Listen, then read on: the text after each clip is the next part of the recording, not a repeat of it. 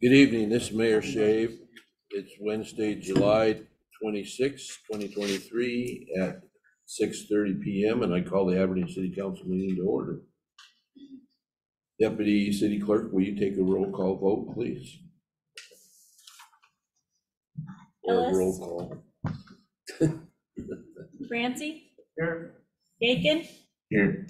Catchman? Here. Lawrence? Here. Mackey? Morrison? Here. Archini? Here. Ross? Here. Shaw? Here. Cedar? Here. Taylor? Here. Shave? Here. Thank you. I move that we excuse council members Ellis and Mackey tonight. A second. Motion was made and seconded to excuse Council Member Ellis and Mackey. Is there any discussion? Hearing none, all in favor say aye. Aye. Any opposed? Motion carries. They are excused.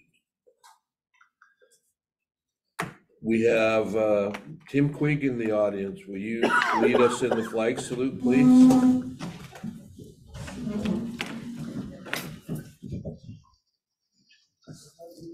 To the flag of the United States of America and to the republic for which it stands, one nation, under God, indivisible, with liberty and justice for all. Thank you. Mayor Shea, for the agenda, just a couple of corrections for council. First of all, I would like to move the presentations to occur directly after the approval of this agenda.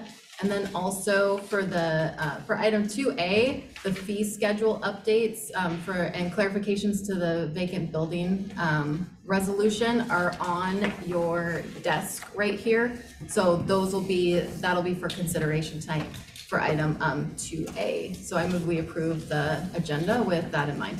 Second. Motion was made and seconded to approve the agenda with those issues. Any discussion? Seeing none, all in favor say aye. Aye. Any opposed? Motion carries. Next item on the agenda then will be the presentations. Aberdeen Police Department 2022 Annual Report. Chief Green. Thank you, Mr. Mayor. The city administrator had asked me to put together a presentation of our annual report from 2022. So I combined this with the Washington Association Sheriffs and Police Chiefs Crime and Washington report that was recently released. As soon as it's up, I'll start.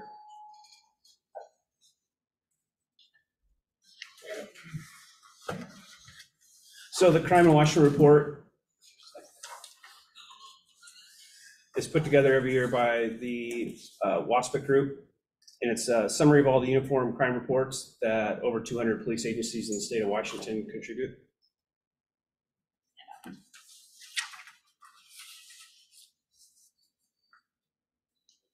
Just a second for it to get stuff up.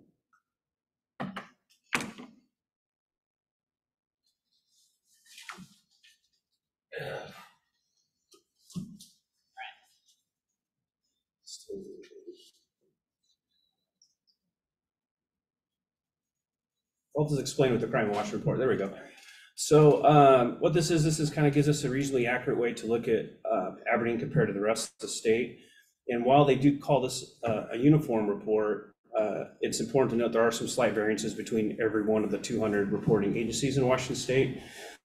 For example, how we classify a malicious mischief as it goes through the process may be different than, say, neighboring agencies. So WASPIC cautions us to not compare directly with other agencies. So I don't do that directly in here. I just kind of talk about some trends in the city of Aberdeen.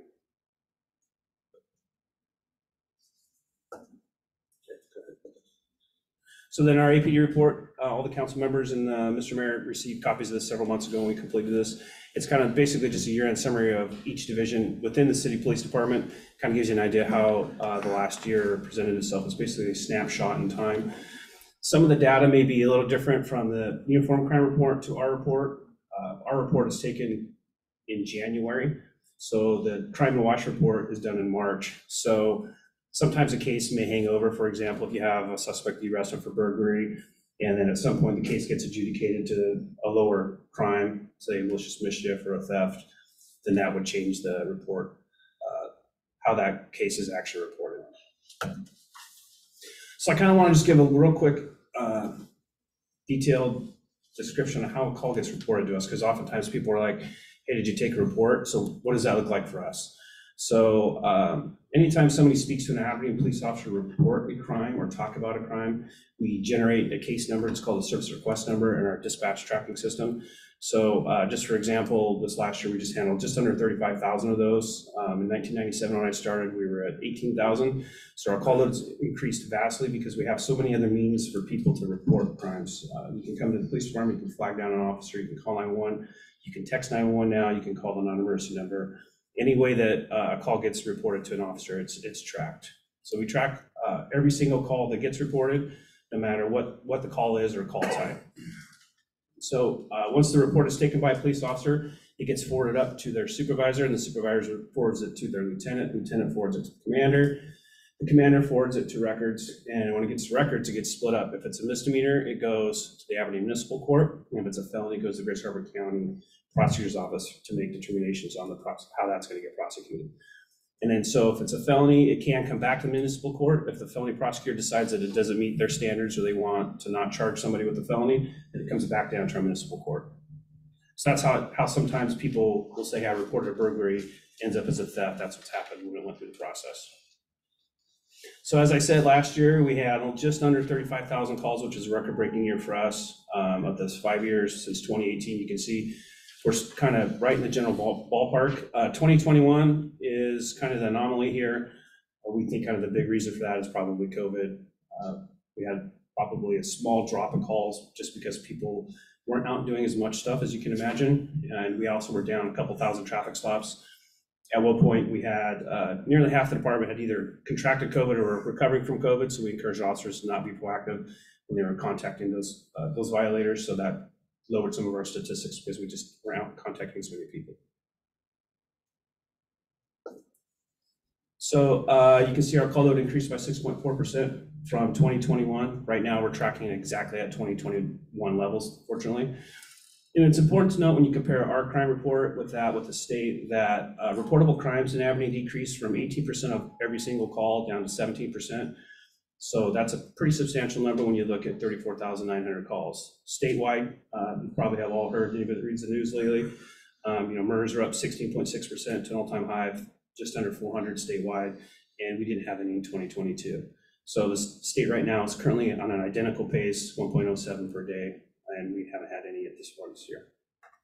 Statewide crime has increased overall 8.5%. We saw an increase of 5%. So we're just below the state average by 3.5%.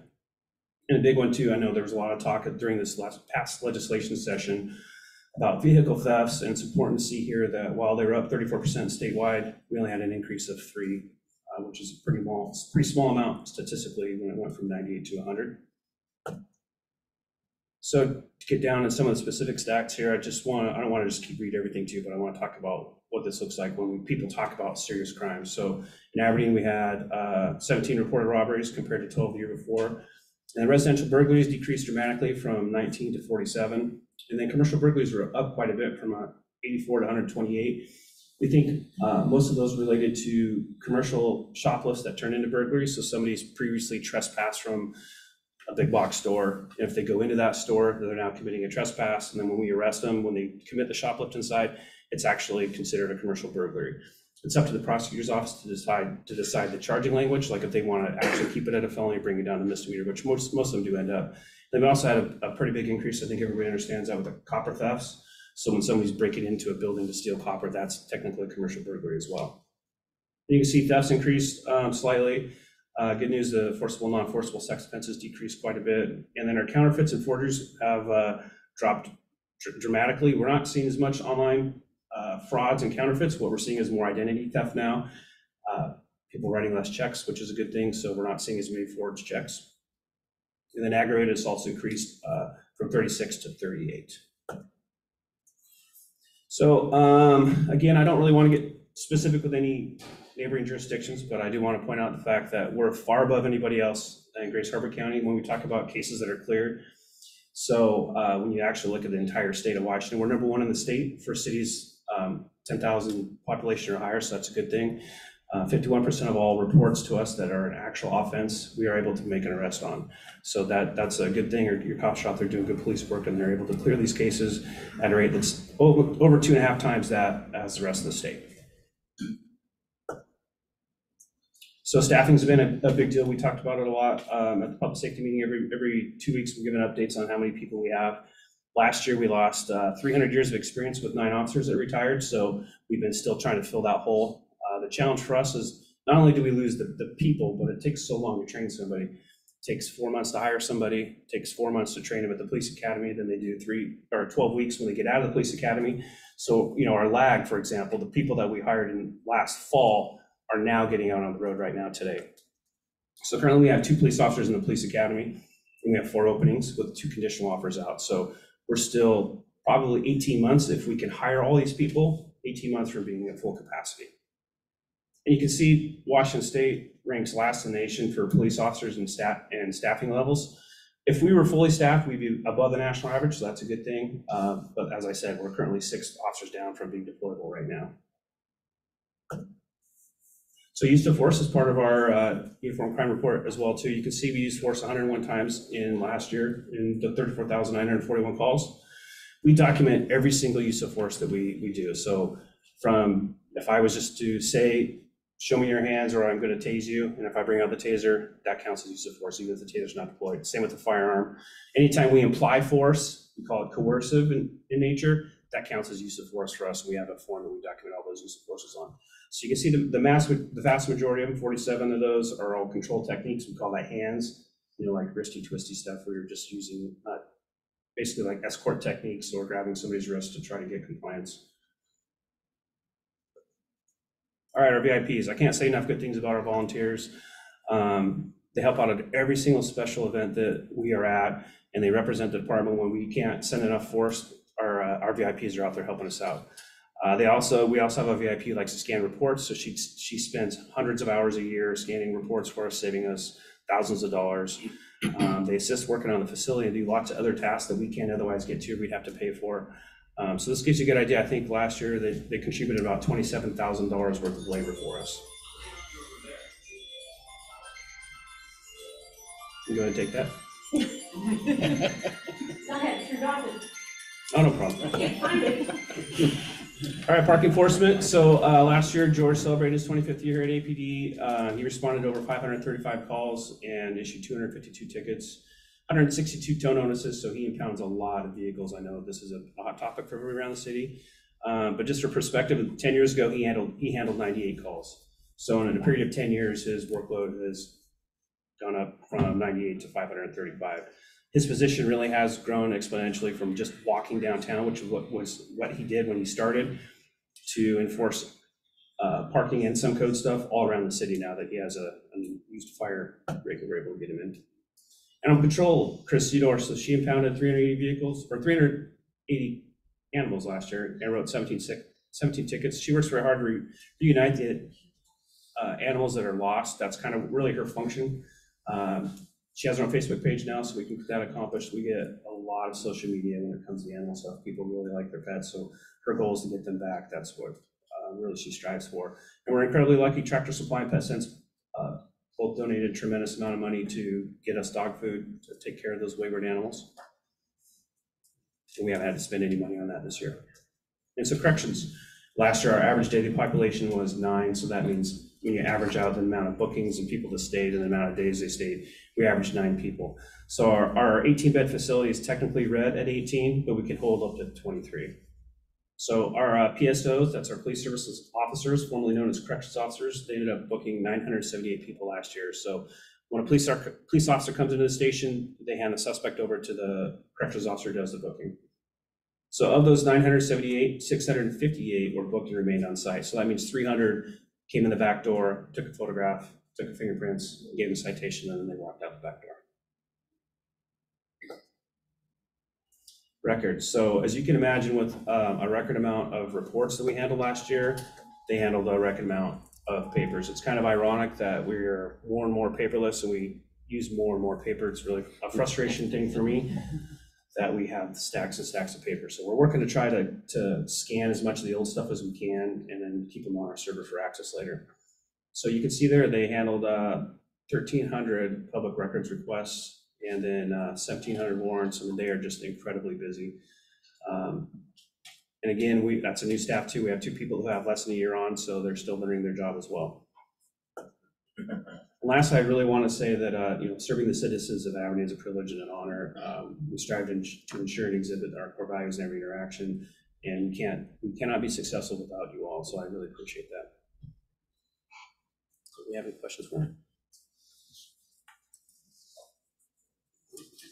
Yeah. Thank you. Good report. Wow. That's all I can say. Wow. I know. Okay, Homeless Response Committee survey results. City Administrator Clemens. Thank you, Mayor.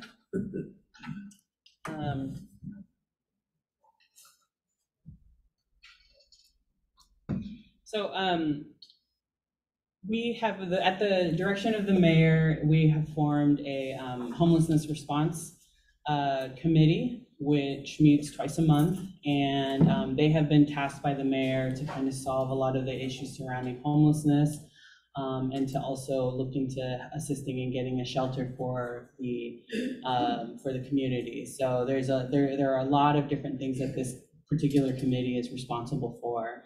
So one of the greatest goals that they have at this point is to create a strategy, a community-informed strategy. So I'm going to go through what we have done so far. We have put out a survey some months ago, and we also hosted a number of community discussions. So this is the summary of that. We do have a couple more community discussions coming up. So I will go over that. I believe those slides are at the end of this one, or at the end of the presentation. So I'm going to tell you a little bit about the Homeless Response Committee. The mayor has appointed this group of people, Debbie Pericini, Katie Catchman, Casey Morrison, Liz Ellis, and David Lawrence are all council members appointed to this group. And then Stephen Arms is the community representative for the group, as well as Patrick McDaniel, who represents the business community.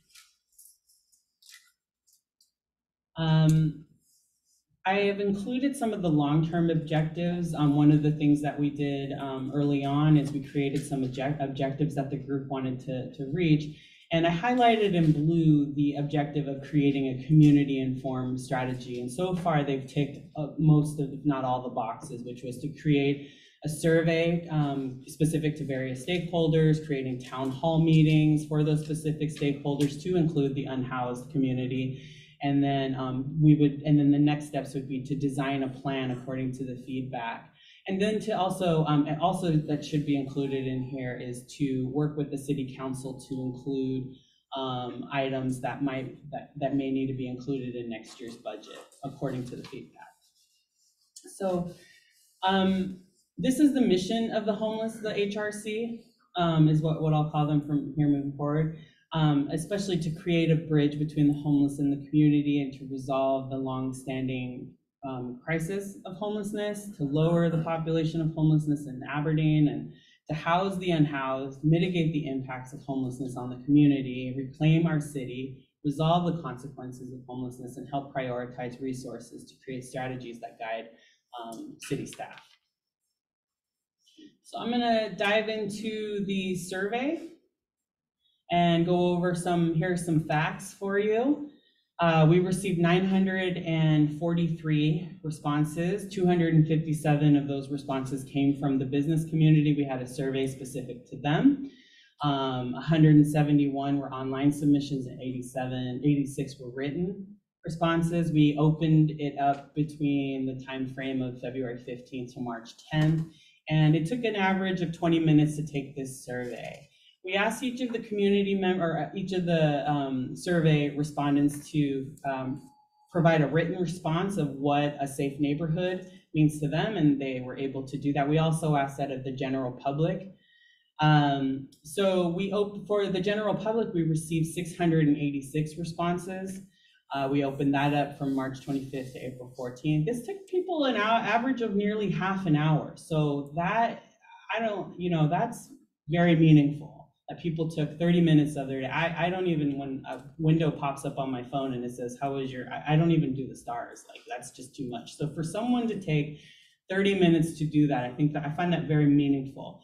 And of those 686 responses, 507 of them took the time to write what a safe neighborhood is to them. As far as the community discussions go, we delivered 5 sessions for the business community, and we broke them up into the different wards. We advertised using our social media. Our council members reached out to their constituents. We worked with the library to get the word out. So we tried to get the word out, and we used the website. We got the word out the best that we could, given the resources that we currently have. And the attendance ranged anywhere between 25 and 80 people. We also had a community discussion specific to the unhoused community, and only 3 people identified as unhoused. After that meeting, I spoke with various groups that, social groups, social services groups that gave me feedback on how to better reach out to the unhoused community. So when we have another event that includes them, we'll definitely take that feedback. Again, we received about 140 comments, suggestions, and feedback during the session. That was about 100 with particular emerging themes. And here are some of the themes that people identified that they had concerns with, and they voiced those concerns during the discussions. And from there, I've been able to, because we took down all of their discussion pieces, and I'm able to categorize them so that when we're building the strategy, we know how to organize and to task people that are part of executing the tasks. So I'm going to give you kind of a current state of what we're working on, what the city is currently working on. The mayor is currently working with Commissioner Pine to find a shelter location. We do weekly cleanups down by the 2 encampments on State and River Street. We also have sanitation and health, have conducted a sanitation and health hazard cleanup as well. We have passed a drug ordinance, or drug possession ordinance. We've installed lighting in 50 of our downtown alleys.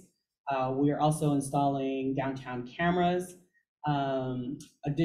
We've also hired an additional downtown cleanup worker. We've instituted we will be a vacant building program, as well as a shopping cart ordinance. Here, we're just talking a little bit about how the Aberdeen Police Department supports solving homelessness. We provide reunification with family members. Enforcement is the last resort for our police officers. Their primary goal is to get treatment to those in need. We work closely with service providers like Destination Hope and Recovery, and we also work with a behavioral health navigator. We have a medicated opioid user or opioid use disorder program where we can provide treatment options for those who are incarcerated. We also have trained, and all of our officers are trained in carrying Narcan. Officers facilitate other resources like CAP. We also she's like a subject matter expert that's part of the HRC is Lena Moore. She's a behavioral health navigator. She is contracted with the cities of Hoquiam, Aberdeen, and Cosmopolis. And one of the things that she's implemented is a Good Neighbor outreach program, or a little process that she does working with the groups down there to kind of address some of the ongoing trash issues that are down there, and to kind of work with them to teach certain groups, different life skills.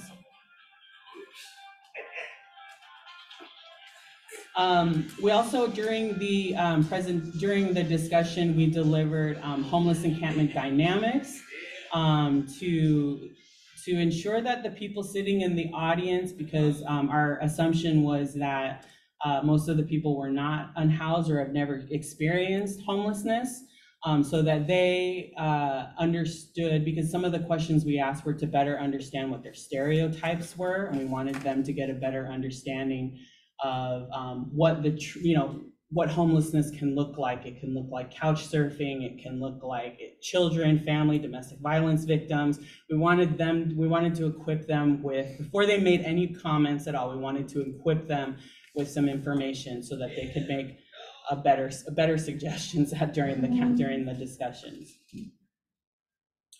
What you see here is a word cloud based on the feedback that we received. And so we were able to build this and to really discuss this in depth with people and talk about what we were seeing and what we were seeing. So I am going to go right into the survey results. There's going to be both the business and the general public, and they'll be identified here. So again, 171 responses came from the business community, 686 came from the general public, and 491 people indicated that they lived in the Aberdeen wards. As you can see, the greatest number of people that responded to this is from the general public side, that responded to the general public survey. 292 of them have lived in the area for 21 or more years. But interestingly enough, the second largest number was the folks who have lived here under 5 years, 5 years and under. So they're taking a growing interest in what's happening here on the homelessness efforts. For businesses, we asked them where their businesses were located. Those who took the survey, the great majority of them are located in the downtown core. Have you considered moving your business from Aberdeen due to homelessness? A good number of folks from the downtown core said yes. They were kind of split. Some of them said yes from South and East Aberdeen. Those numbers are larger.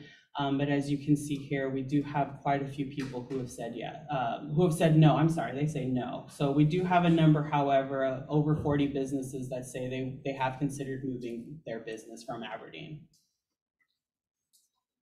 We wanted to better understand who are the people, especially the new people that have lived in Aberdeen under 5 years, and why did they choose to move here? Affordability was the greatest reason. Work, and living in what they consider a coastal community was another. Some people have family here, but affordability was definitely one of the greater reasons for people to move here.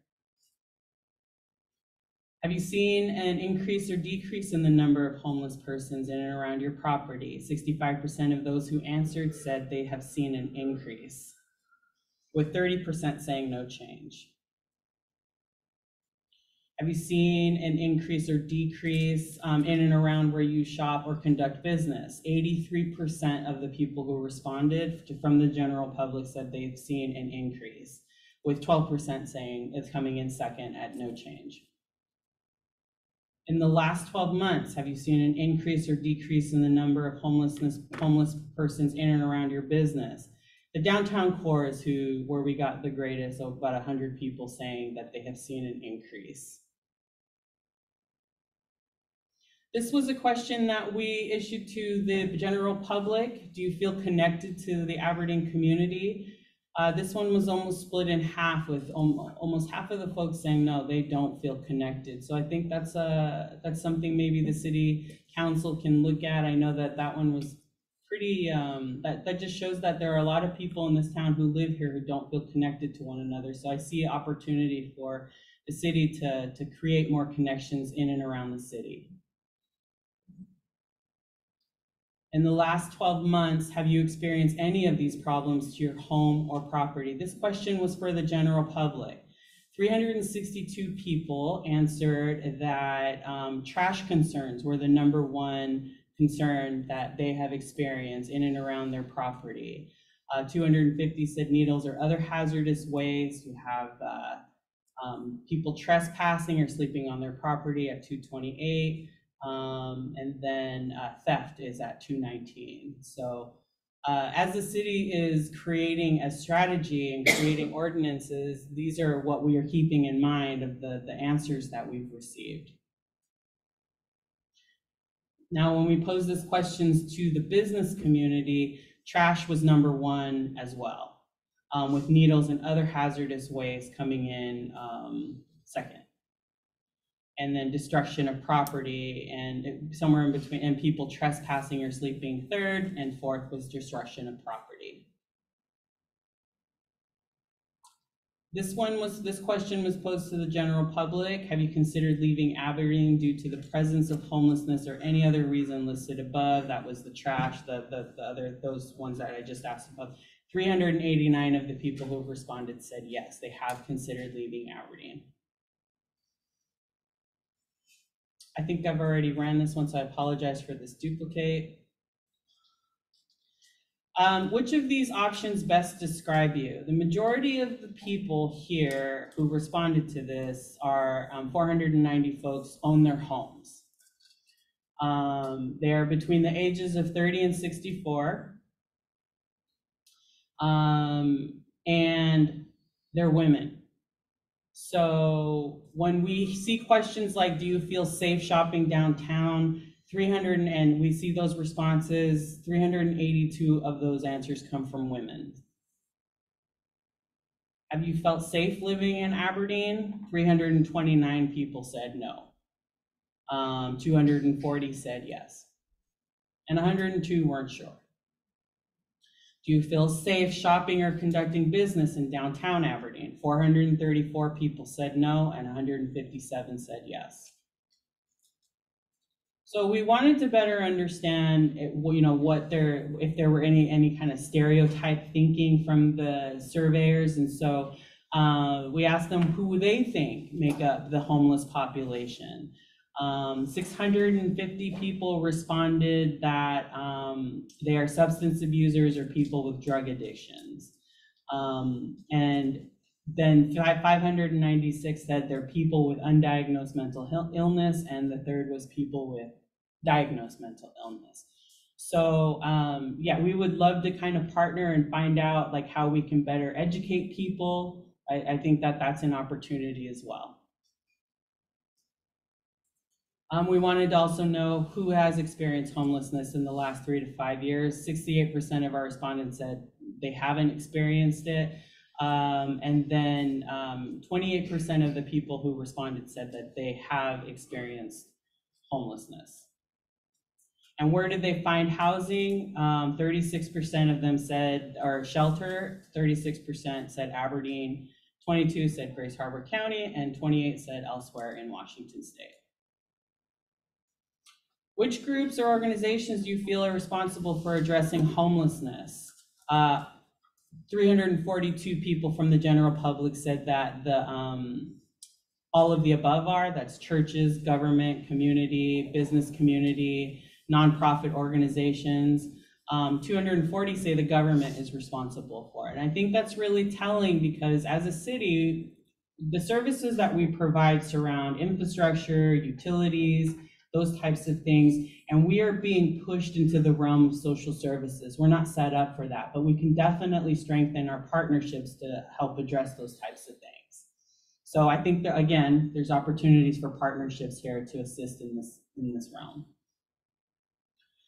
Similar answer from the business community, where 101 of them, actually the majority, said the government is responsible for addressing homelessness, and about 60 of them said all of the above.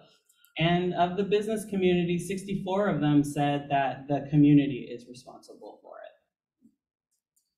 Which level of government should be addressing homelessness? 531 people from the general public said that all of the above should be working together to address homelessness, with only 85 saying the city. How effective? Now this is, we are gonna come back and deliver this survey again, because this is a measuring tool for us. How effective do you think the city has been in addressing the challenges of homelessness? We were not surprised by this number. 385 said very ineffective, ranging between very ineffective to somewhat ineffective, and 100 people said neither effective nor ineffective. We asked the same question of the business community. 110 of them said very ineffective. So we have our work cut out for us. How do you feel when it comes to the ability of political and civic leaders to adequately address the problem of homelessness? 228 said very doubtful, with 155 saying just doubtful. Same question was posed to businesses, and again, similar answers, very doubtful. What do you feel, and this is of the general public, wanted to better understand what their thoughts are around homelessness. What do you feel is the greatest contributing factor that leads to homelessness? Number one answer was substance abuse. 389 folks said that.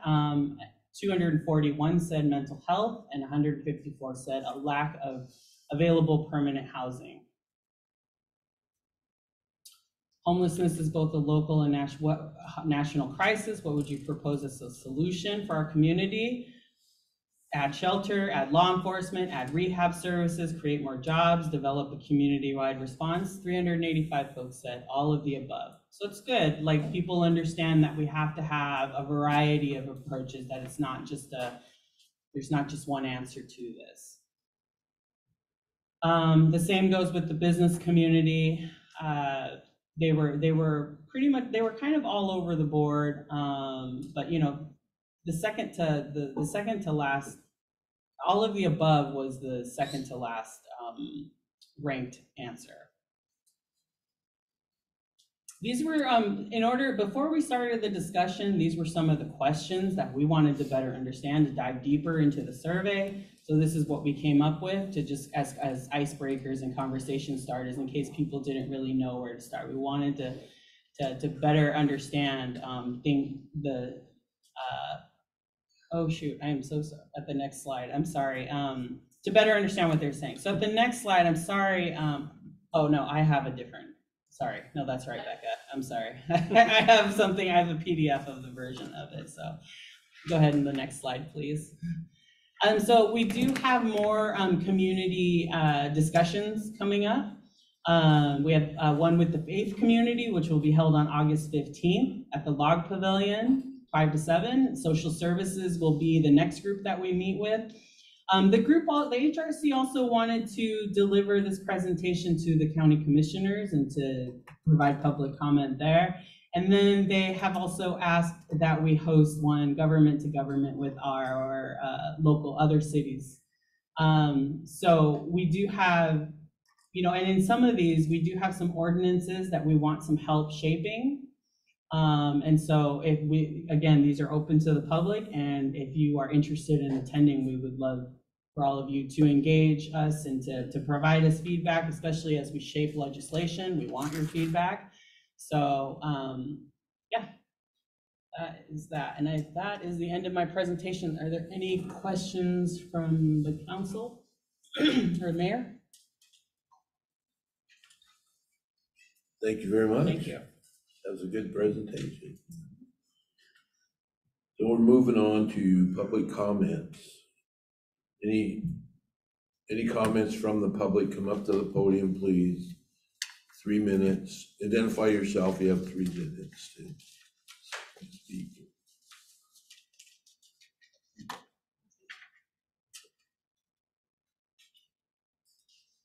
Good evening. My name is Darren Bates. I live in Ward 2. July 1st of this year, I was incarcerated at the APD jail. And the conditions there need to be brought to people's attention. I am a type 2 diabetic, and there was one specific jailer that got perturbed because I needed to test my blood sugar, and it interfered with his doing Sunday visiting. And then later, the next day, I am supposed to be taking 60 units of insulin at 6 o'clock. Because he decided he wanted to go home on time, I was denied my insulin until 8 o'clock that night, when I let the new jailer know that I was supposed to take it at 6, not 10, like the first jailer told him. insulin cannot be taken this way. Especially when your numbers are below 100, as mine were in the city jail. The food is not what a diabetic should be eating. And if the diabetic chooses not to eat, things are going to get worse. Also, while in the city jail, I ended up on the floor, and which looked like they hadn't been cleaned in months. I ended up going to St. Pete's with renal failure because I got something off of that floor. The hospital said if I would have waited 24 more hours, I would have been dead. There's no reason that this jail isn't being cleaned. There's enough people in the jail. There's enough inmates. That's part of their job as an inmate.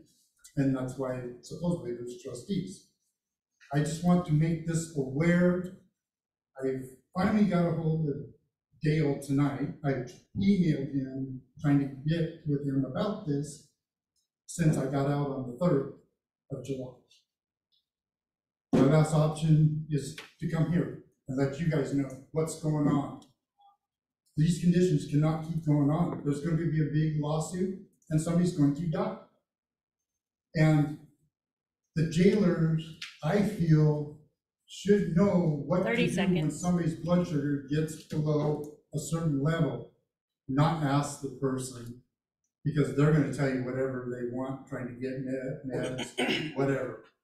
The jailers should be trained to give them orange juice or something to raise that blood sugar level. Thank you. That's all I have Thank to you.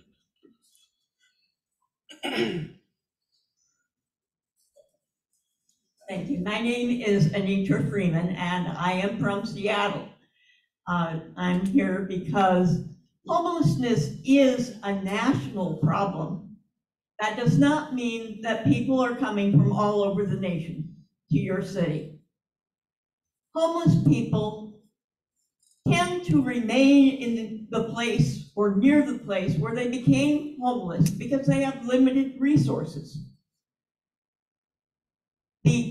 There are 4 things that got me out of homelessness. A source of regular income, that's now Social Security. Housing affordable at that level of income, medical care, and community. You need all of those if you're going to end homelessness in Aberdeen. You cannot criminalize your way out of homelessness. You cannot starve homeless people out of your city. You cannot fine homeless people to go away or fine the people feeding them to go away. You have to provide all of the above, but mostly housing, shelter, treatment, and community support. One of the reasons I came down here was was told you're considering an ordinance against feeding homeless people in public. Please, if you're concerned about garbage, focus on garbage. Family picnics should be cleaning up after themselves. Hot dog vendors should be cleaning up. Focus on the garbage. But feeding homeless people is part of building the community that will end your homelessness. Thank you. Thank you.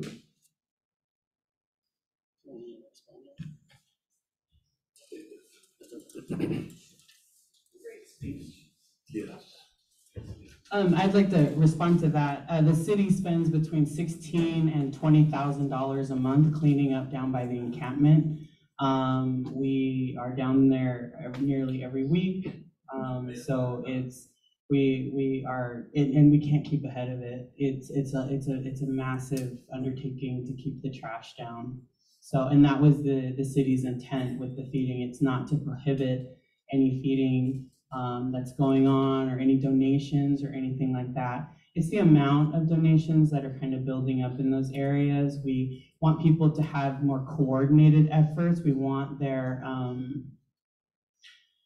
I think as a council member, as one of the council members put it, we want their compassionate acts to be more effective. And so we want to be able to coordinate them better so that they're, so that we're not left with piles of clothes down there, that people take trash bags. I just recently heard from one of the businesses downtown who has another business that leaves bags of clothes in the alleyway, which forces the other businesses to have to pick it up. So again, we absolutely love that we have such a giving community. We just want to make it maybe a little more effective and efficient so that people can get what they need as well, but not putting the financial responsibility on the rest of the community as well through having to pay $16,000 to $20,000 a month to clean up. So I'll send some written suggestions. I don't want it, disrupt. for sure, Okay. love that. Go ahead. So my name is Karen Austin. I am from Snohomish County. And so Aberdeen has been kind of a drive-through for me going out to the coast. I haven't ever really spent a lot of time in Aberdeen itself. I did come down today to engage with the homeless group that lives here. And I was so sad when I saw the word bubble that was presented around homelessness, because what I found in interacting with these folks was compassion, politeness, kindness. And it indicates to me that the bridges between the business community and homeless, and between those that are housed and unhoused, has been broken for a long time, so that nobody put that there. There's a sense of community where people are looking after each other. There's tolerance. Yes, there's substance abuse. Yes, there's mental health issues. But drumming the fear and pointing out the problem by the way that questions are asked in surveys begins to point more towards the problem rather than the solutions. And so I would encourage you to have conversations with people that are unhoused, to seek from them the solutions to the problems. Thank you very much. Thank you.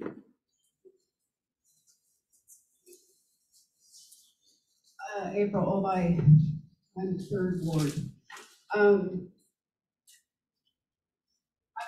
to an organization worldwide. Could you speak in the microphone, please? Thank you. So I belong to an organization called the Poor People's Campaign, nationwide. I joined this organization a year and a half ago, and I've asked you many times before on this homeless committee that you guys have you invited other people to this meeting? I sure in the heck haven't been invited, and I represent Grace Harbor, and I've never been invited to these meetings. Yes, me and 2 others sued the city 5 years ago on the mistreatment of the homeless here in Grace Harbor. And I've said for 5 years, the homeless have a voice. They have stories. Take 3 minutes out of your lives instead of complaining about your campaign signs being destroyed. Take 3 minutes out of your lives and find out why this person is homeless. Why they are on the streets. We know that this town was a logging industry, a fishing industry. My husband was on strike last year for 47 days. 47 days with no paycheck. We could have, lost stuff. We were struggling to make our car payments, our mortgage. buy food. So anybody, and I've said this for 5 years, anybody, any of you could lose everything. Go through your savings and lose everything. And do you want organizations or people like me to turn my back on you when you're hungry? This ordinance that you guys want to pull through, the $250 first offense, $500 the second offense, a lot of you officers know, and a lot of you council members know, on holidays, I believe the homeless deserve a holiday meal. 30 I'm seconds. not gonna stop doing that. And if I get fined, believe me, I will contact the media like I did in the past. Because I'm not gonna stop feeding my street family.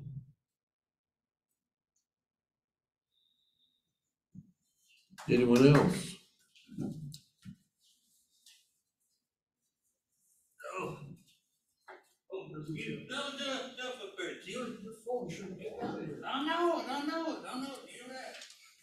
You're gonna speak, right?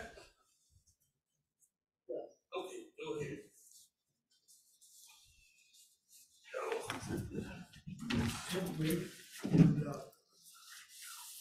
Is there enough for everybody?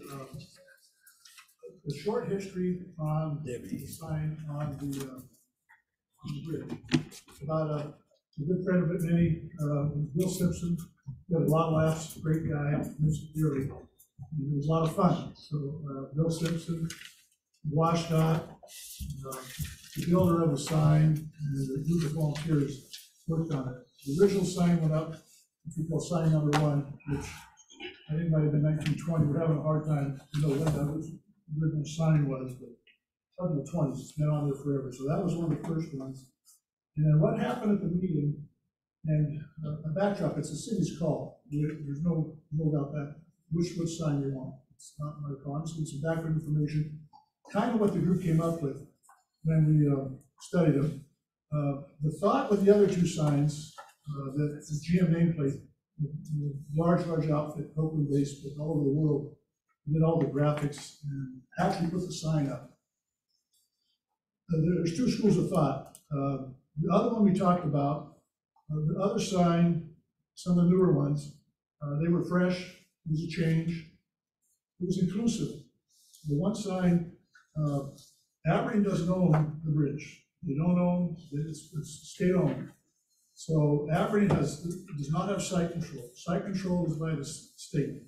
So whenever you touch that bridge, whatever you do there, you gotta get the blessing of the state. So our reference was directly with the state to achieve.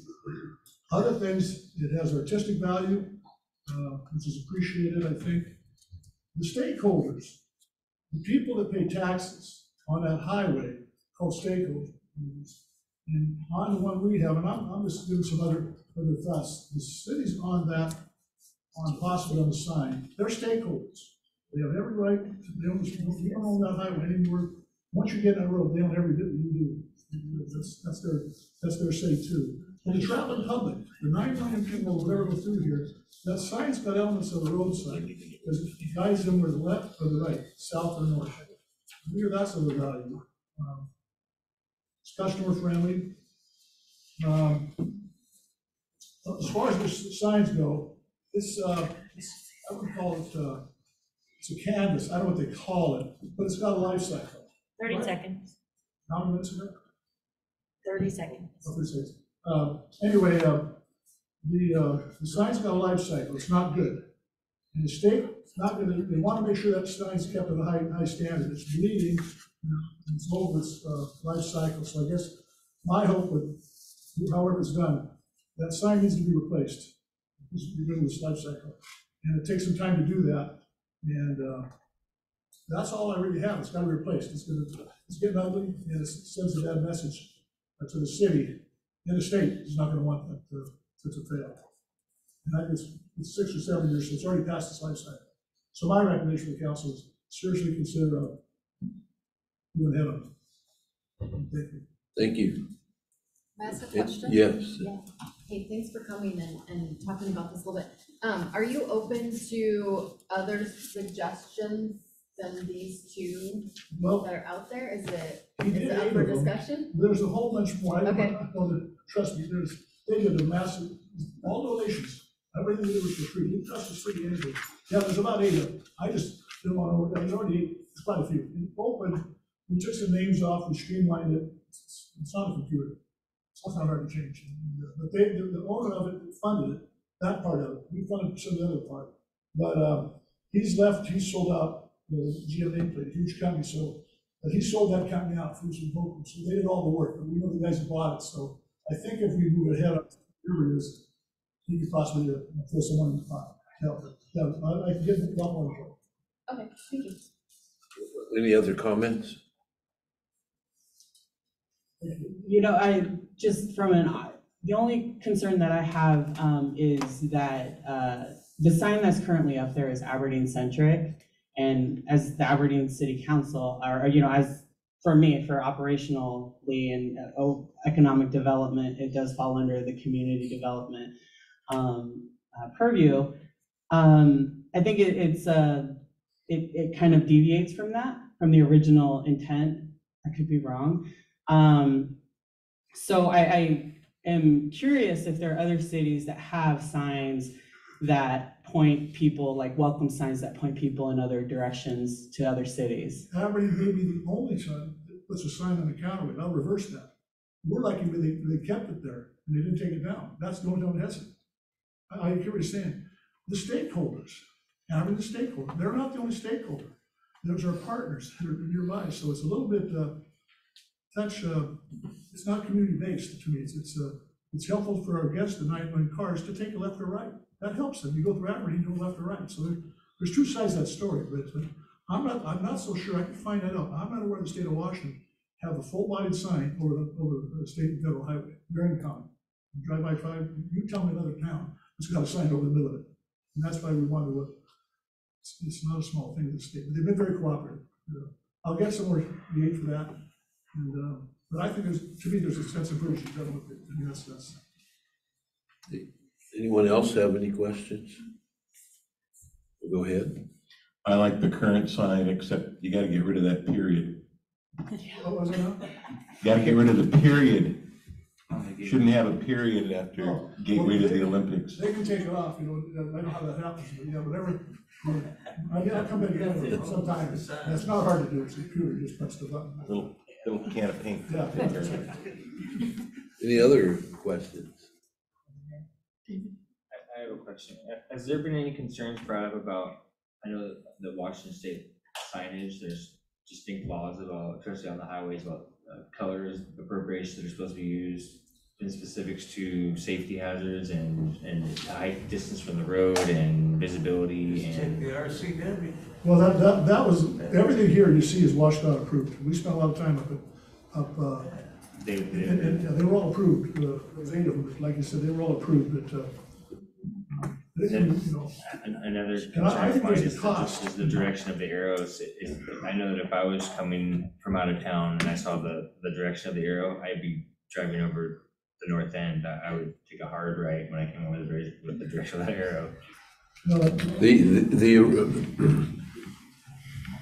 part of the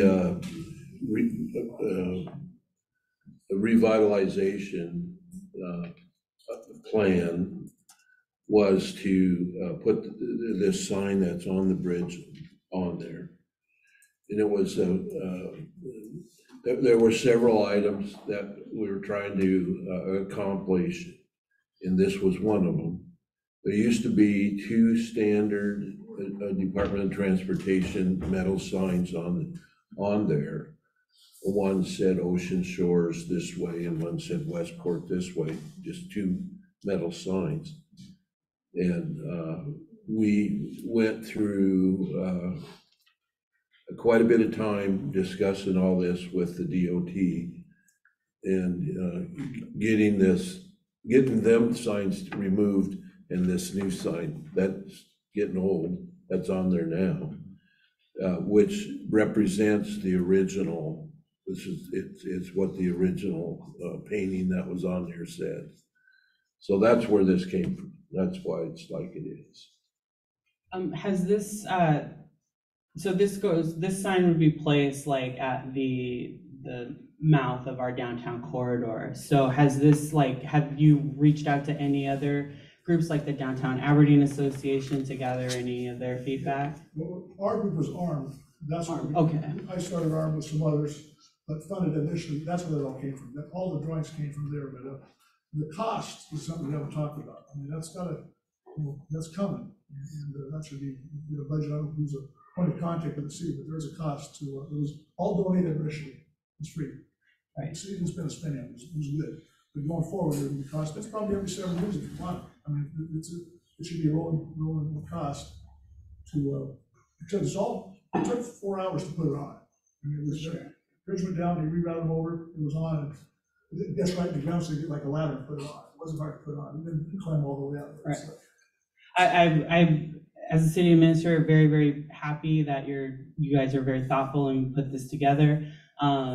I do think that it does give the impression of like, welcome to Aberdeen and here are some other places to visit. So I do think it kind of pushes people in that direction. That's just my opinion. But I am very, like, for me, I think it's very nice. Aberdeen is big. It's bigger on the new signs, as far as the size of it. It is larger. So it is whether there's a word for that. The Anglo Canada over there. So Aberdeen's definitely larger than that. But anyway, anything further? Anything else from anyone? Another concern of mine, it's a lot to process for someone who's, because directly after this sign, about 20, 30 feet after, you're coming into a blind corner, and it's a hard blind corner where people have to brake fast. I see a lot of lights coming there without hands, without, as is. So if they have someone who's trying to, absorb all this. You take the arrow off. There's nothing. Even if it said,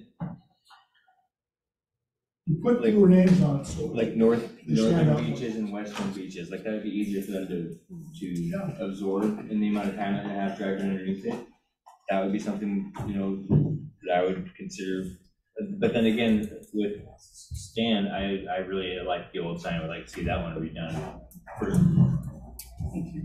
And the additions could be, maybe we could try, that's like an attachment to the side or bottom, something that was ever deemed necessary, but I really like the way it is now. I really like the more simplistic sign. The others are too busy. I think it's just gonna confuse people. Long story short, that's what I was trying to get the point is, it's just too busy for the time you'd have to. That was one of the. To process it. If you want to modify something, it's a good time to do it. If you see something smaller, something better, but I don't want to say it's getting stale, but there's a sense of, this was 80 years ago, so you can modify a little bit, keep on doing, I don't know what you should call it. To modify something small, it's pretty quick, Okay, any other questions? Go ahead. Just a quick comment. I mean, not supposed to be a debate here tonight on this, but nowadays everybody has GPS. They have their smartphones. They're coming into Aberdeen from out of the area. If they're heading towards the beaches, they know where they're going. And they know what road they got to take and where they're going. They don't need to have all of these things of go to this beach or this direction or this lane. I think we just need to say something like, welcome to Aberdeen. It's artistic. That's my thing. I don't have a smartphone, but I appreciate a lot of people. Yeah, I get it. I just, to me, there's elements of hospitality. It's more inclusive. Okay. Thank you, Tim. Appreciate it. Anyone else from the public have any comments? Come up to the podium. Thank you.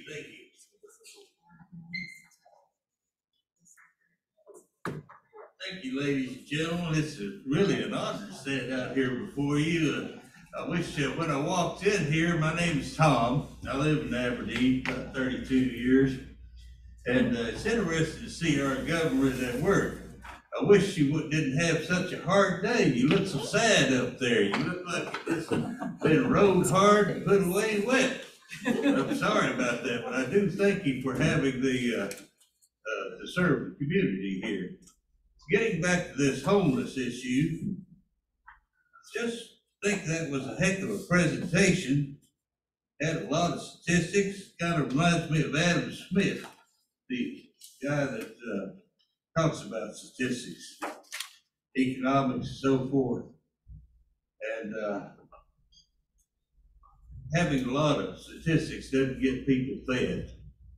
And I think we can probably start with Maslow's need hierarchy: food, clothing, and shelter, and build up from there.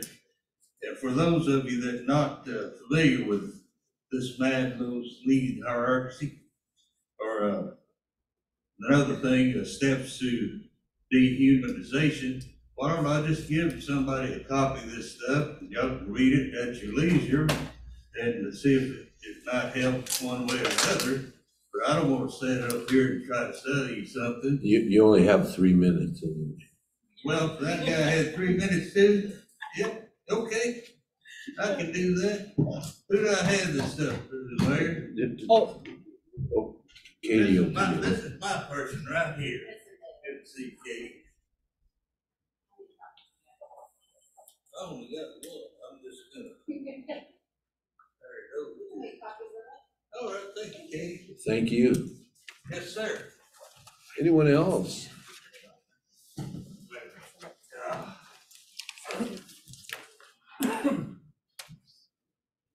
Hello, council and mayor. My name's Doug Orr, and I live in the 5th Ward. And I just want to thank the city for its efforts this last couple of weeks. We put on the Glow Festival downtown, and it was really successful. And a fine job you did too. Thank you. Well, I wanted to thank you guys for all the effort that went into keeping the alleys clean. It was just a weeks-long process of, I saw street cleaners going back and forth cleaning. I just wanted to thank you guys for putting that effort into it. Everything went really smooth. We were really excited this year, so can't wait for next year. Thank you, Doug. It turned out that was a great event. It's gonna become more and more popular. Hello, my name's Mariana. I'm a formerly homeless person. I'm coming to these meetings for at least 6 years, talking to y'all about a different perspective than I see happening in your policies. And kind of tired of all of it. It saddens me to see so much negativity toward people who are struggling on a daily basis. And rejection of a low barrier shelter last year broke my heart. Broke my heart. And too many people died in our community because they didn't have somewhere to be in the weather. Even one is too many. So I hope that your new committee that feels exclusive at this point will help you open your hearts to solutions that actually work for people. Because I do believe your intention is to lower the number of people who are struggling with shelter. But I'm not in alignment with some of the policies that I'm seeing happen. They're more top down rather than bottom up or community together. And that's no solution.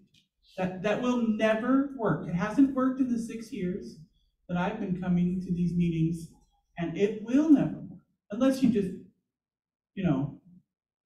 continue to let people die, then the numbers will go down. So I'm here to ask you again to show your hearts, open up to the people who are affected by poverty in our community. Not like invite them to do some survey that they don't have access to because it's online or whatever, but go down there. Go down there, each of you, each and every one of you. Do not think you're holier than thou. You shouldn't have to go down there. We are all human beings who deserve respect, even people who are struggling with homelessness, even people who are addicted to substances, even people who are challenged with mental health problems. 10 And seconds. you are no better, so please walk down there, talk to people, get to know them, get to understand them. They're not scary. They're not scary. They're people. And they would appreciate some attention and love. They're not going to come to you. They're afraid of you because of the behaviors that they've seen. They're not going to come to you, to your committee. You have to go to them. Anyone else? Okay, seeing none, we will move to the consent agenda. Yes, tonight's consent agenda. Oh, there was one more. Sorry about that. Yeah. My name is Josh. Currently, I reside in Oakland. I reside in a motel. And, you know, living on $822 a month versus $914 a month with Social Security ain't shit. It ain't nothing. Where are you gonna find a place? Everything out there is $950, $900. How you gonna pay PUD? How you gonna pay anything? How you gonna pay the bills? You're not going to. You're not gonna find a place with that income. People are gonna have to resort to motels, motorhomes, roommating with each other. And then, you know, I hear this bullshit, you guys wanna sit there and take away the food. You know, you guys wanna sit here and fine people for that stuff. You know, for handing out food and shit, you know? That's not the idea. That's not the idea at all, to fine people for giving out food. You know, the homeless need help too. You know, it's bullshit. You know, the city Could you council. please watch your The language? city council meeting has been, the city council, the whole council has been at this for years and years. I've been to these meetings, I've seen this. You guys have been at this for years and years. Different mayors, same stuff every year. You guys can't fix anything. You guys can't come to a solution. It's the same stuff. You know, it's not right. It's not right at all. You know, without that, I'd be on the streets too. You know, you guys need to come up with a better solution. And enough of this. You know, it's back and forth and back and forth. What's the solution? You guys gotta work together, come up with something.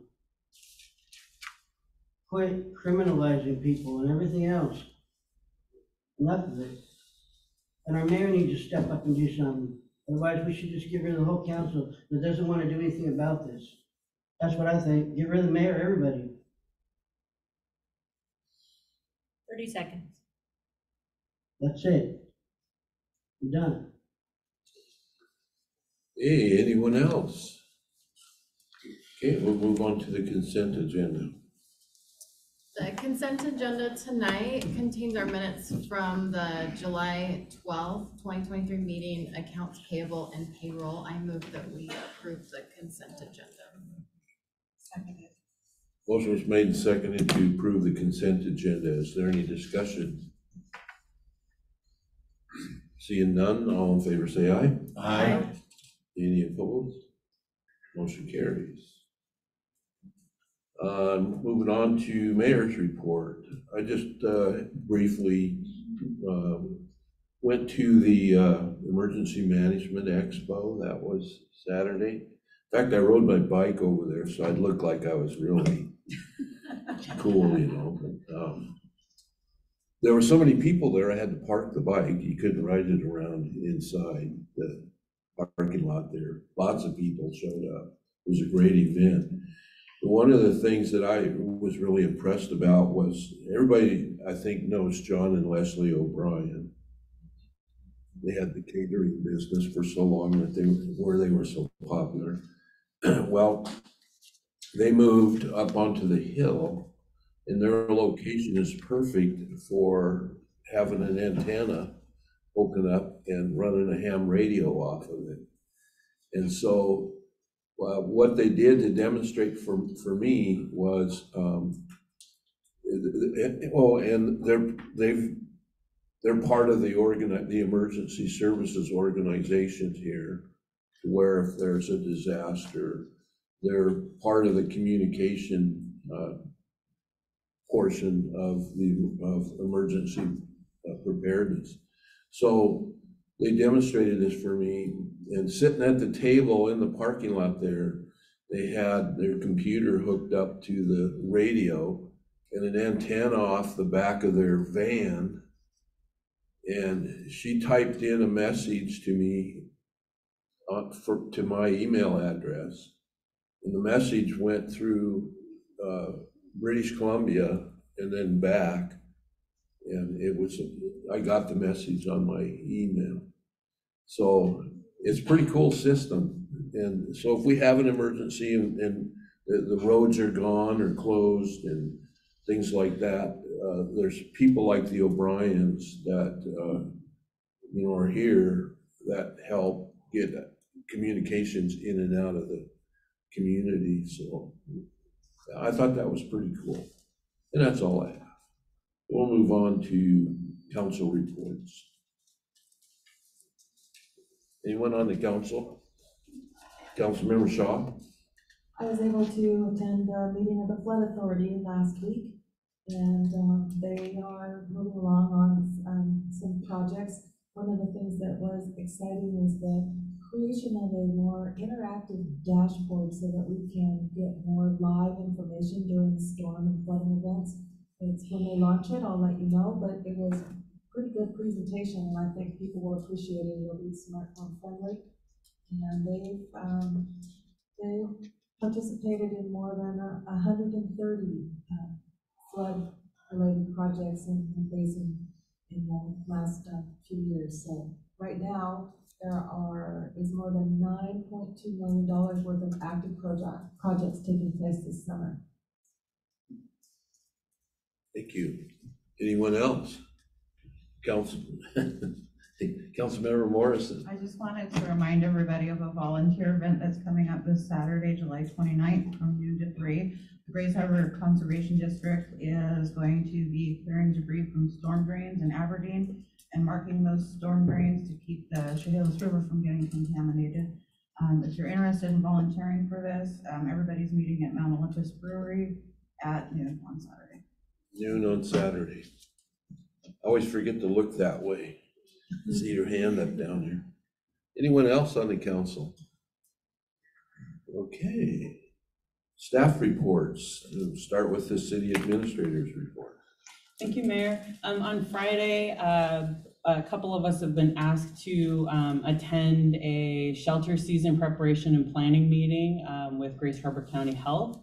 And this is for the 23 and 24 season. So just wanted to give you a heads up on that. We had an annual audit review with WCIA, who is our risk pool insurance group, and they audited our special events, and I'm pleased to say that Parks Director Stacy Barnum has done a wonderful job managing our special events with her team. There was only really one piece of feedback that they have provided us to make changes to. Otherwise, they were pretty pleased with what we're doing here at the city. We will have another financial and performance audit with the state auditor's office. I meet with her, I believe, tomorrow, our state auditor, and I believe she said that it can start on or around August 10th. So there were a management letter from the last visit that she wanted us to correct, and so we'll be kind of going over that, and that's regarding our equipment rental reserve fund.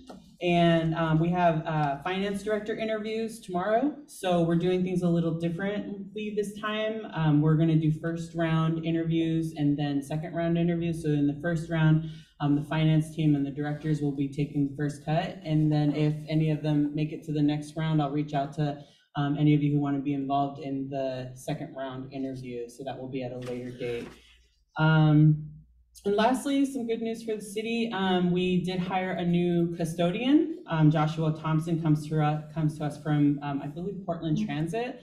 So we're sorting out, we're getting him the equipment he needs because he has a preference. And so we'll be just kind of working with him to figure out how he wants to tackle some of our facilities. So are there any questions with my report?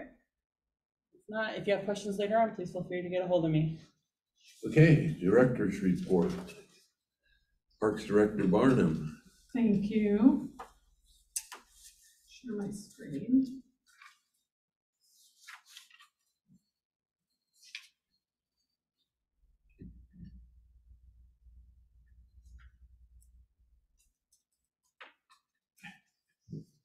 Do have a couple items on the agenda tonight.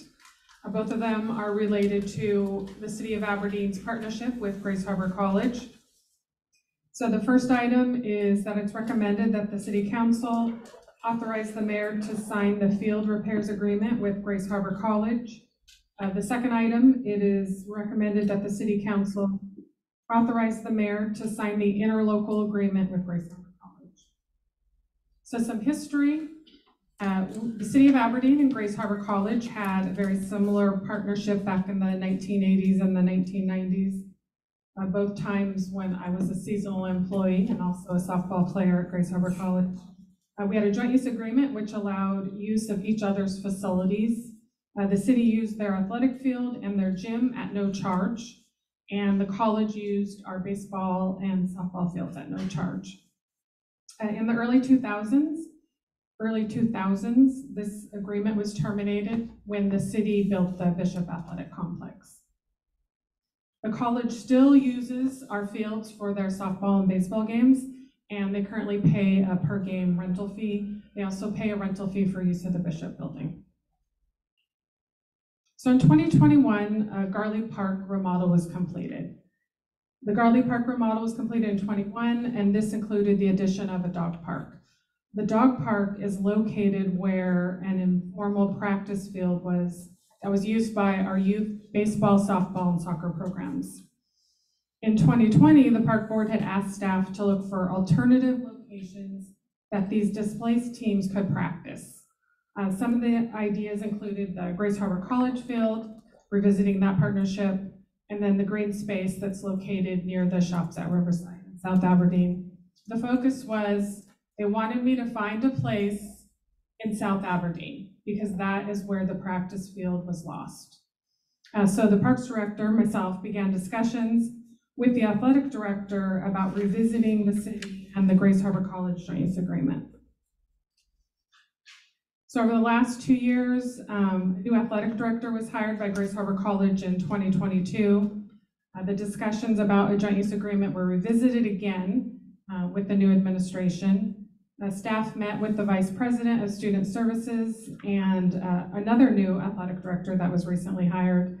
We discussed necessary improvements to the field, how to pay for those improvements, and what shared use of that field would look like. Draft agreements were developed by the city's legal staff with my input, of course, and then reviewed and edited by the Attorney General's office. That's who Grace Harbor College uses for their legal review. Grace Harbor College also secured funding to pay for the supplies and materials to make the necessary repairs to the field. So how does this benefit the citizens of Aberdeen?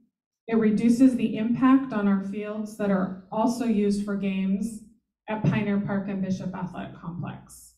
So we'll be able to take some of that practice time, move teams around, so those fields that used to only be used for games that we're also using for practice, we can reduce the impact, so we can reduce the amount of repairs that have to be made to those fields.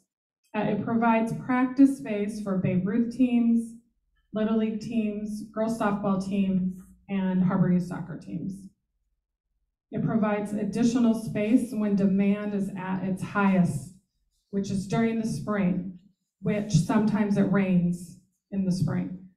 And so when it's raining and we finally have 2 days in a week where there's sunshine, then everybody's trying to get on the same fields. So that's when the demand and the conflict is the most between our teams. And it provides a safe practice field for Grace Harbor College student athletes to practice. I hope that the council approves both of these agreements. They were both brought to the Aberdeen Park Board for their review. The Park Board did a visit to the Grace Harbor College field.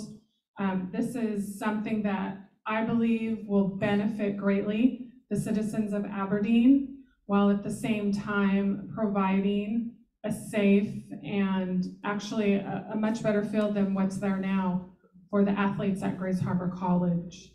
And I just wanted to give a few minutes to Mitchell Margaris, who's the new athletic director at Grace Harbor College.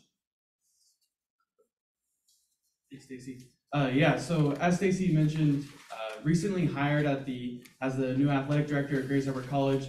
She mentioned in her presentation a couple of times, new director and then new director and then new director. The hope for me is that that phrase won't be around anytime in the near future. I have a real great passion for Grace Harbor College. It's where I played. It's where I graduated both with my AA and my bachelor's degree.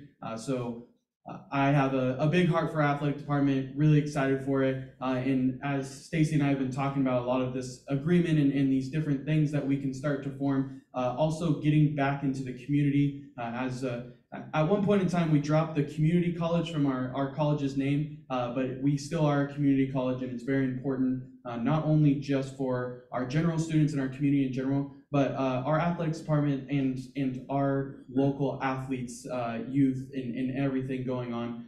We used to have a really strong bond between our youth sports and our teams. I know when I played baseball there, we always loved to come and support our basketball teams, and then all of a sudden you would see a YMCA team playing at halftime or something along those lines, and having camps going on and everything. That connection, for whatever reason, I know that COVID always plays a big role into a lot of different things that are coming, but it hasn't quite been there in the past. And so we saw this as something that could be a really great tool for that, not only allowing obviously our athletes to have a better facility to be able to practice on, and as Stacy mentioned, getting off some of those fields that are used for games, because that way it allows that field to stay even more in better shape, and then the repairs are down and everything too. But not only for our athletes to be able to have that practice space, but to get the youth onto our campus.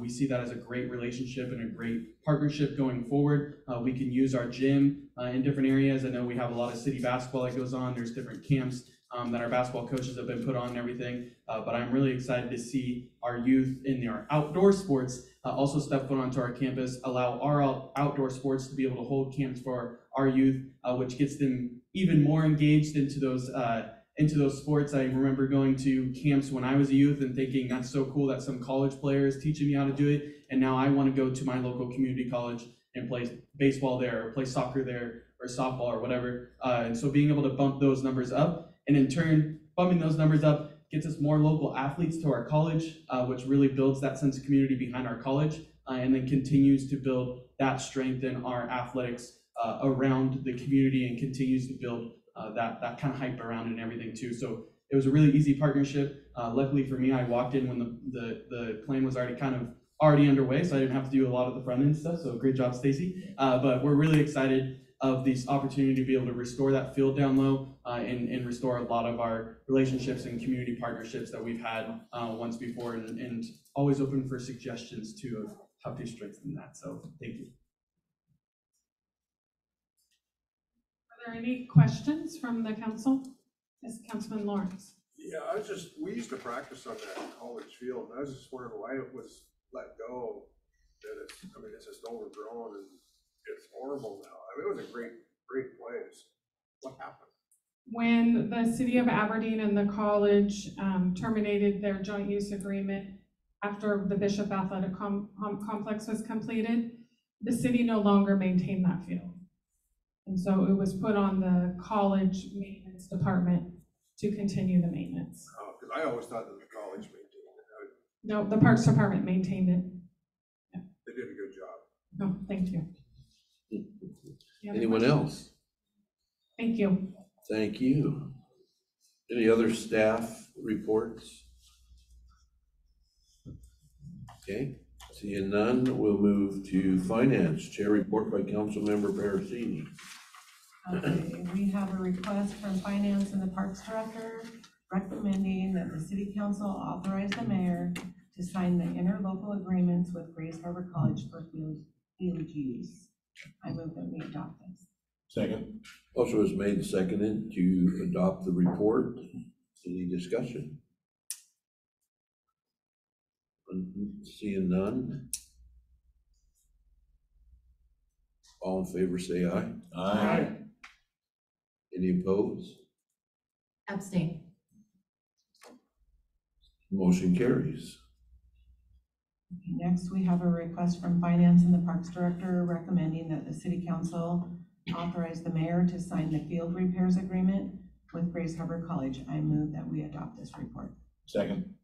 Motion was made and seconded to adopt this report. Is there any discussion? Seeing none, all in favor say aye. Aye. Any opposed? Abstain. Motion carries. The reason Council President Catchman is abstaining is because she's on the college board. For the foundation. Okay, next, we have a request from Finance and the Community Development Director recommending that the City Council adopt the resolution adopting the fees for vacant commercial buildings ordinance as amended. Okay? Is it seconded? Second. Motion was made and seconded to adopt this resolution. Is there any discussion? Under discussion? Yeah, as I mentioned earlier, the copy that we're discussing tonight is on your council desk, and just to walk through it really quick with anyone in the audience, there were a couple revisions from the final packet. The first of all is on the first page with the resolution, with the intention of council and the city previously outlined that any of these fees would be deposited into the Good Neighbors Revolving Loan Fund for use back in the community as appropriate. And then on the proposed fees that are outlined, all that we're doing here is just clarifying that the fees are annually, so it's $100 annual fee for each building that has been vacant. And then on row number 5, it's $100 monthly charge for that inspection to verify that the building is being maintained in a secure and clean manner. I did have a couple of conversations with Director Scott about this. There is flexibility to modify these fees amounts if council would like to make any modifications to this. They are looking to roll out in October, so there's plenty of time if council wants to provide any feedback on those fee amounts for it to be brought back to the city for final revisions before we vote on this resolution as well. Okay, thank you. Any other discussion? Go ahead. I have a question, hopefully somebody can help clarify. The Good Neighbors Revolving Loan Fund, who is eligible and what are those funds eligible for? And the reason I asked the question is, it was my understanding that the monies that would be collected would go towards a fund that would be used, that would be available specifically for the downtown business owners to use to help enhance and upgrade their buildings to make them look better. Is this revolving loan fund broader than that? Yes, it really encompasses all the properties that are on the state routes. We have a program set up with a map. I don't have the specific detail in front of me, but it includes the whole downtown core plus everything on our state route. It's for businesses. The majority, I don't know if we may have had one person apply for funds that are outside of the downtown, but mostly all of the loans we've ever done have all been in the downtown core. And it's not for residential uses? No. No. Okay, thank you. You're welcome. Any other discussion? Councilmember Shaw. I just want to make sure I'm understanding the fees. So if I have, number one, I have a vacant building, it's gonna cost me $100 a year to be on file at City Hall. Then I have a vacant building, and after that, it's gonna be $100 a month, so it's gonna cost me $1,300 a year to have a vacant building. Is that what this is saying? That's correct. I asked that same exact example earlier today. Thank you. Okay, Any other discussion?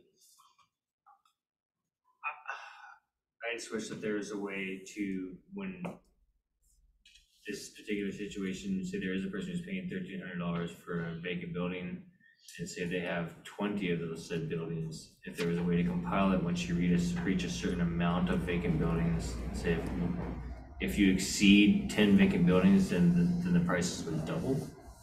I don't think there's any case remotely close to that. There's not more than 10 buildings in the downtown core vicinity. Well, I don't think that many. I don't think he owns that many, does he? Not, I don't know. I would just like to find a way to keep it from businesses remaining empty on a right percentage scale larger than those that are in use.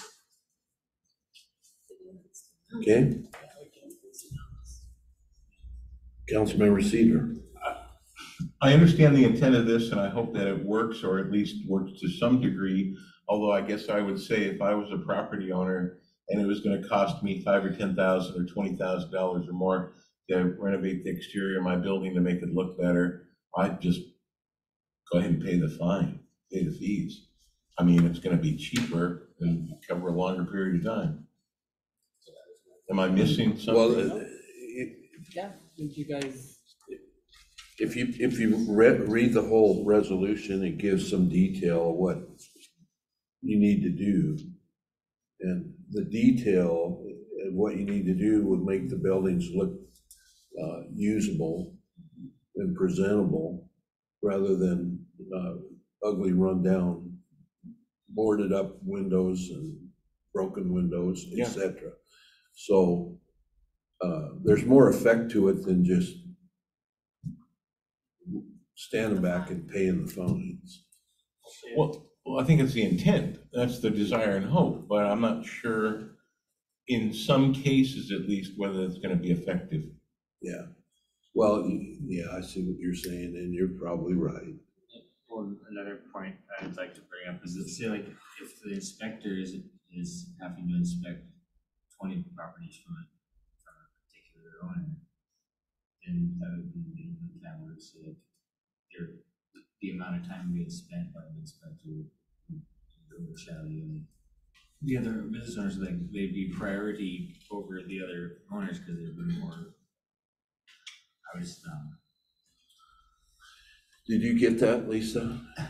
No. No. I can't hear unless it's directly in, it's hard to hear.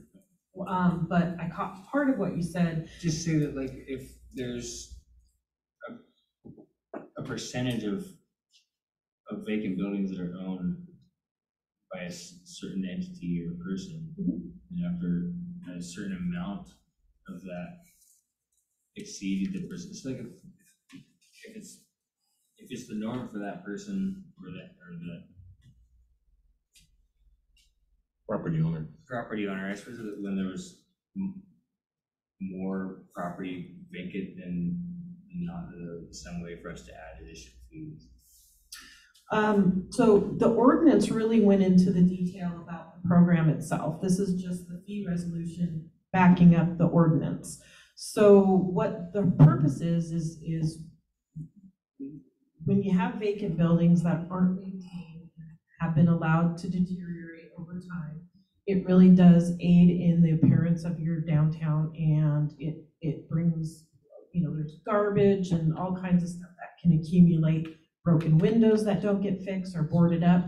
The whole purpose behind this was to make sure that people are replacing windows with windows, and to make sure that bricks are sealed, that the building envelope is protected so that we don't lose any more of our historic assets. And so that's the purpose behind this. And so it's to encourage building owners to not buy property here and just sit on it and let it deteriorate forever, and then it's going to be the city's responsibility to tear it down because it's no longer safe to occupy, or it's a threat to the public. So that's kind of the intent behind it. And there is, again, I think Council President Cashman mentioned We can, if you guys want to discuss the fee schedule in greater detail, we can do that. We don't have, you guys don't have to approve this tonight. But this is what we originally sent with the ordinance, and so once it was passed, then the second step is to bring that resolution forward for the fees. So if you want to talk about it further, that's not a problem. I think our intent was to roll this out in September to do a public campaign notification and actually start the program in October, so we do have some wiggle room in time as we're in the process of developing the inventory and going through that. I'll think about more. Sure. I couldn't hear that, what? I'll come back to the council then with something like this up till October then. So we can set it through like this, because this is at least something you can do in effect. We have till like September, so we'll use the month of August to really grab information from you and figure out what type. Councilmember Morrison. I just think it's important to point out, this might work, it might not work. It's a first step in doing something. And we can revisit this later and expand upon it. I'm sure it's just, one tool in the toolbox of something much broader that we're gonna have come before us later. So that's all. Thank you. A Councilmember couple more Seaver. clarifying questions for Director Scott. So did we model our ordinance after any other jurisdiction in the city, in the state? There's several in it.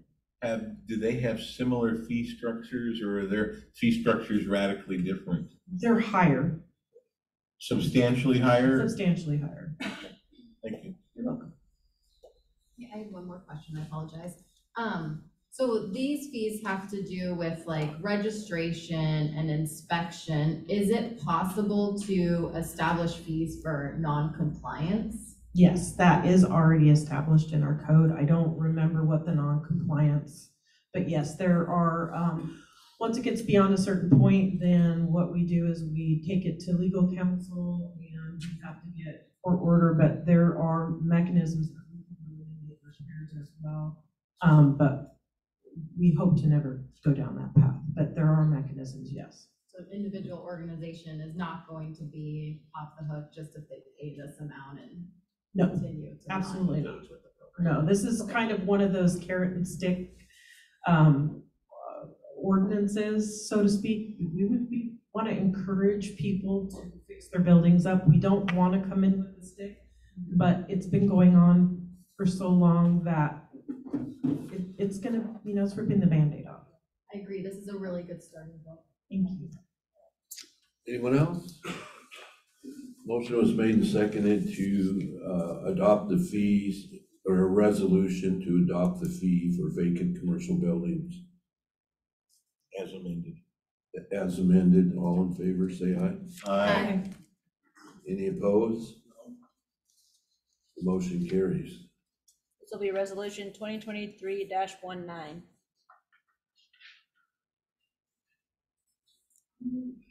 Okay. Moving on to public safety, chair report from Councilmember Ross. Thank you, Mayor.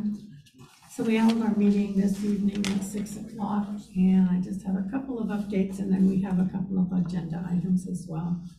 So for the Aberdeen Police Department, our call volume continues to fall along 2021 numbers. Tuesday evening, August 1st, is National Night Out. There's currently 10 confirmed locations, and they're looking for more. If you or your organization are interested in hosting an event or would like more information, contact Support Services Supervisor Ross Lamke at rlamke@aberdeenlaw.gov. And the VIPs, explorers, and police officers participated in the 3rd annual Grays Harbor County Department of Emergency Management Expo on Saturday. It was very well attended and overall a great event. And personnel-wise, they continue to get more recruits through the system, and hopefully in 18 months we'll be fully staffed. Hopefully. And from the fire department, again, another staffing update. They currently are getting to the point where hopefully they just have one vacancy left, and they're looking at filling that in the next couple of months. So we'll move on to the agenda items. We have a request from Public Safety and the Fire Chief recommending that the City Council authorize the mayor to sign the MOU between the City of Aberdeen and Harbor Regional Health for use of an alternate emergency operations center. I move we adopt this report. Second. Motion was made and seconded to adopt this report. Is there any discussion? Yeah. Oh, go ahead, Councilmember Shaw. I had sent a question out earlier, but I didn't have access to my email to see if we got an answer. I was wondering if on the signature page, we wanted it to say finance director vacant. Can't we just change that to have our city administrator be the signer of this contract?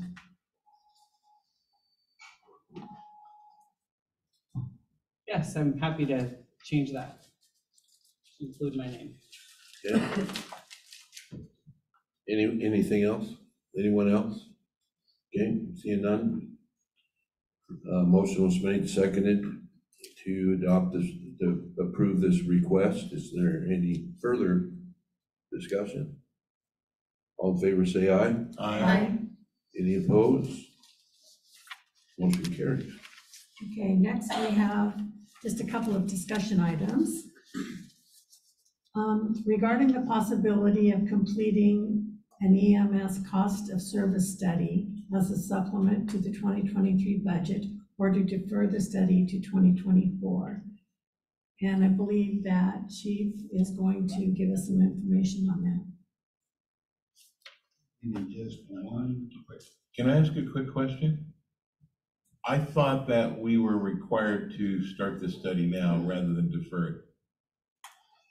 It's been deferred so long that I don't think 6 months is, it could go either way. We're not gonna lose potential federal funding or anything? No, this is a completely different cost of service. So it's just some clarification. We are currently in the middle of the Medicare cost of service. That's what I was. That we've already approved. So we're in the middle of that process now.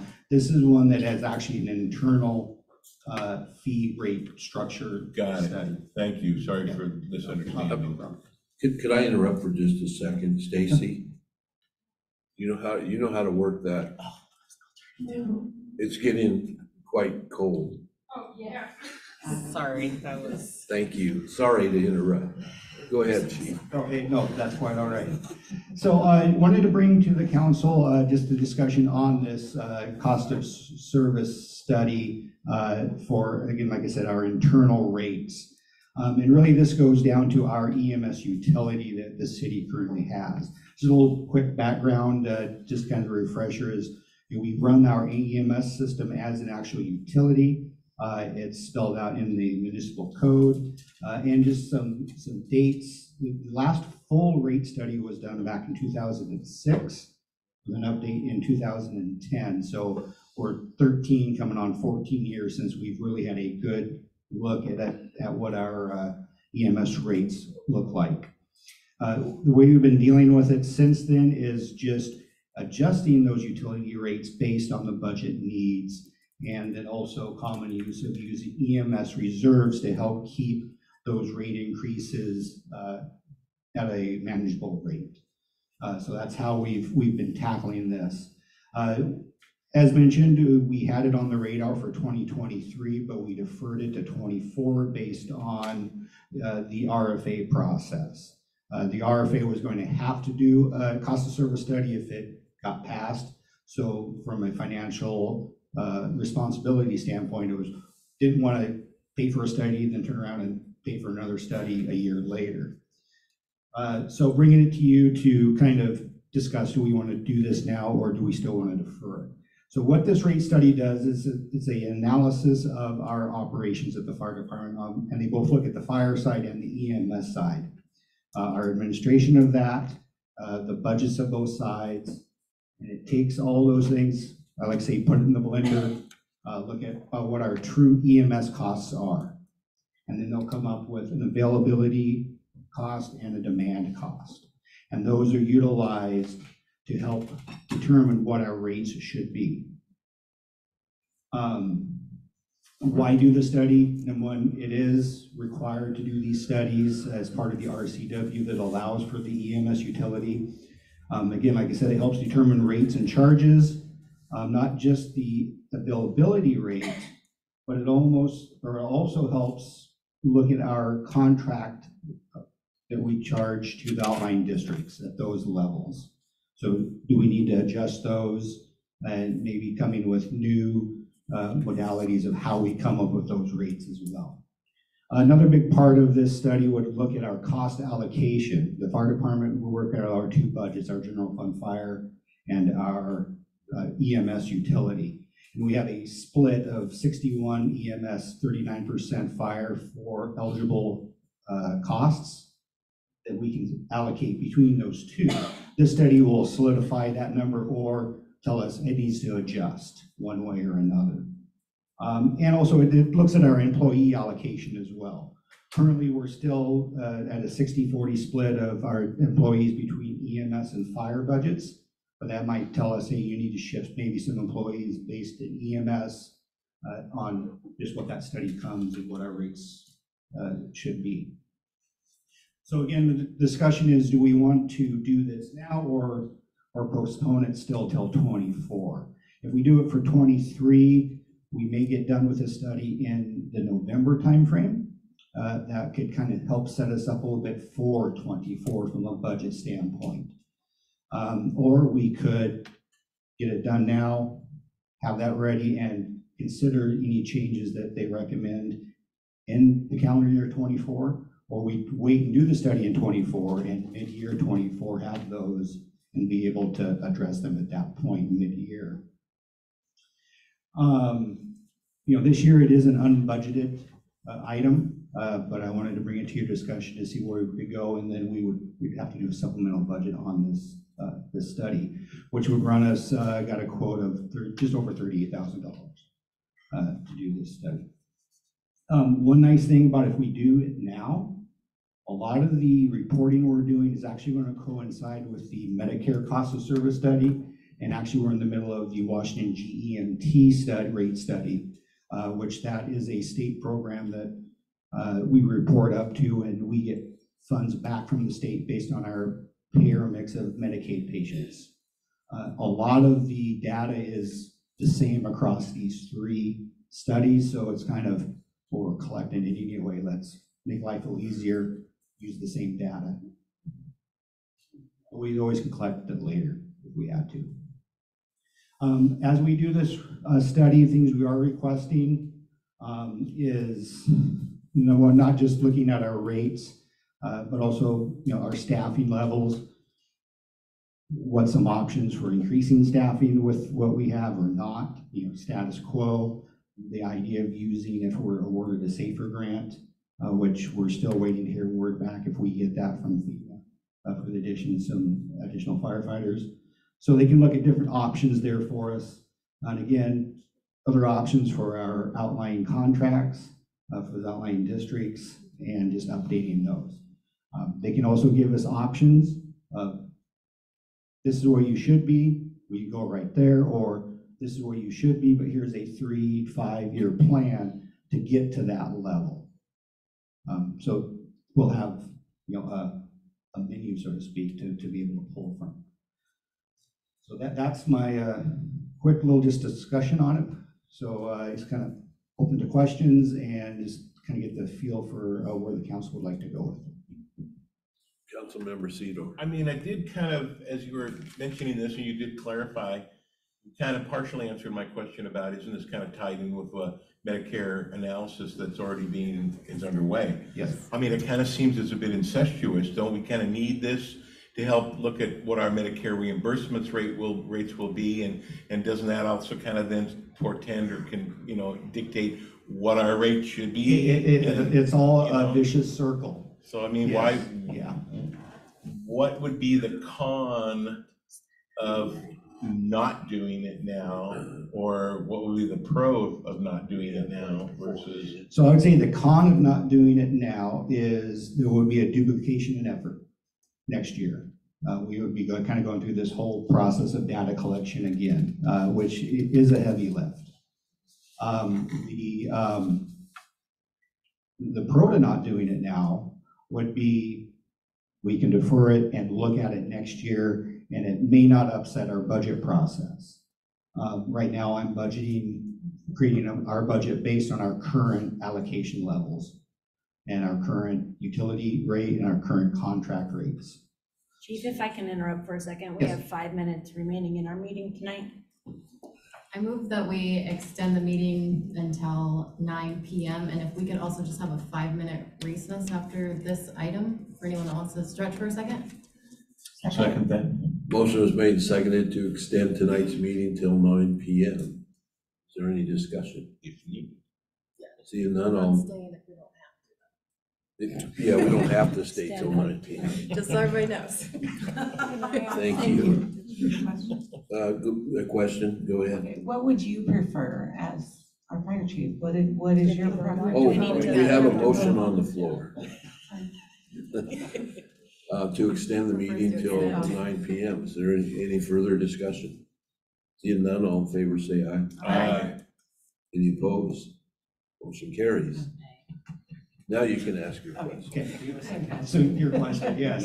My preference, I'd like to do it now, just from the standpoint of setting ourselves up for 24.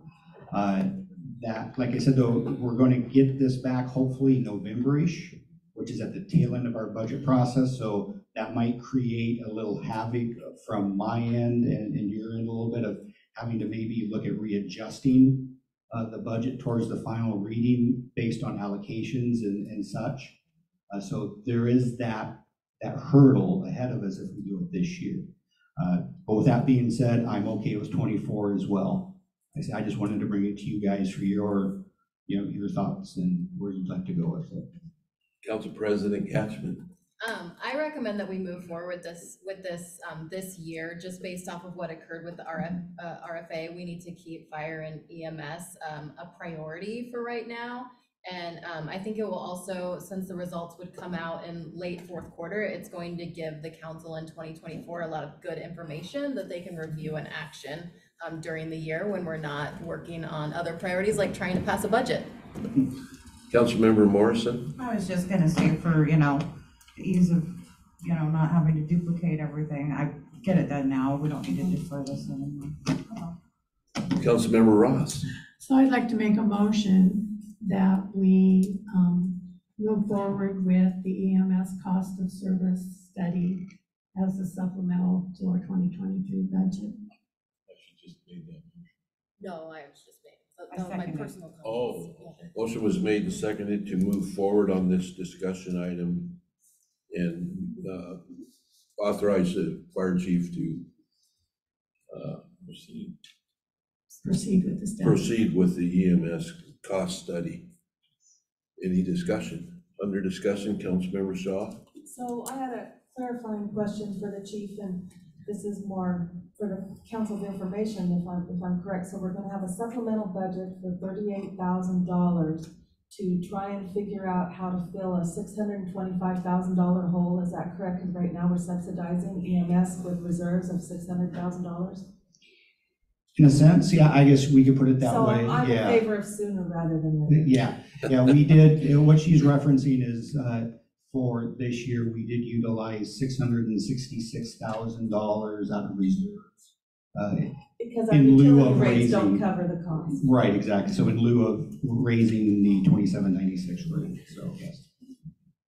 Okay, any further discussion? All in favor of the motion, say aye. Aye. Any opposed? Motion carries. Ready to take a 5-minute break? And I'll do my last discussion item.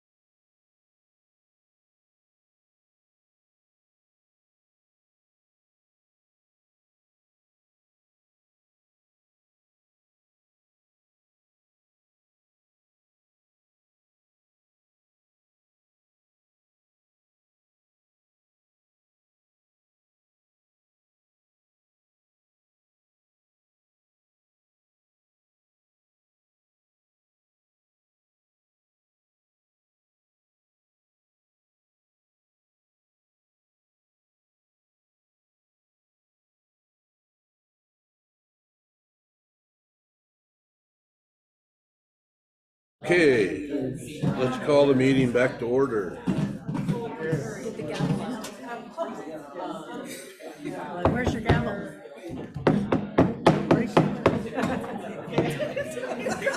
Always the one time you need a gavel. Don't hold your breath. I got one.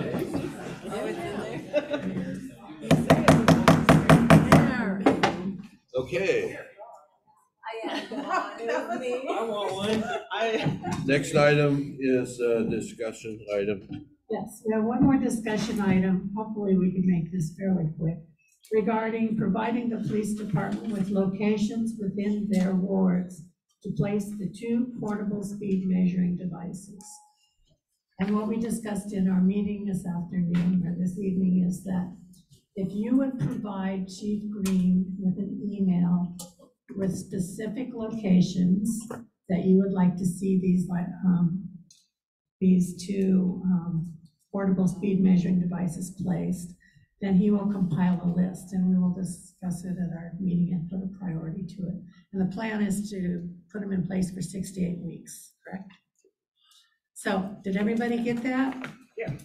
You have your marching orders. All right, that's it for public safety. Thank you. Public Works, Chair report by Councilmember Shaw. Sorry, we were sideboarding. Yeah. They're collaborating on making sure we don't give the chief the same 2 spots. We've got 4. So under Public Works, we have a request from Public Works and the Public Works Director recommending that the City Council authorize the mayor to award the work and execute the consulting services agreement with H.W. Lockman Incorporated for the Sumner Avenue, known as the US 101 Sidewalk Improvement Project. I move we adopt this report. Second. Motion was made and seconded to adopt this report. Is there any discussion? Seeing none, all in favor say aye. Aye. Any opposed? Motion carries.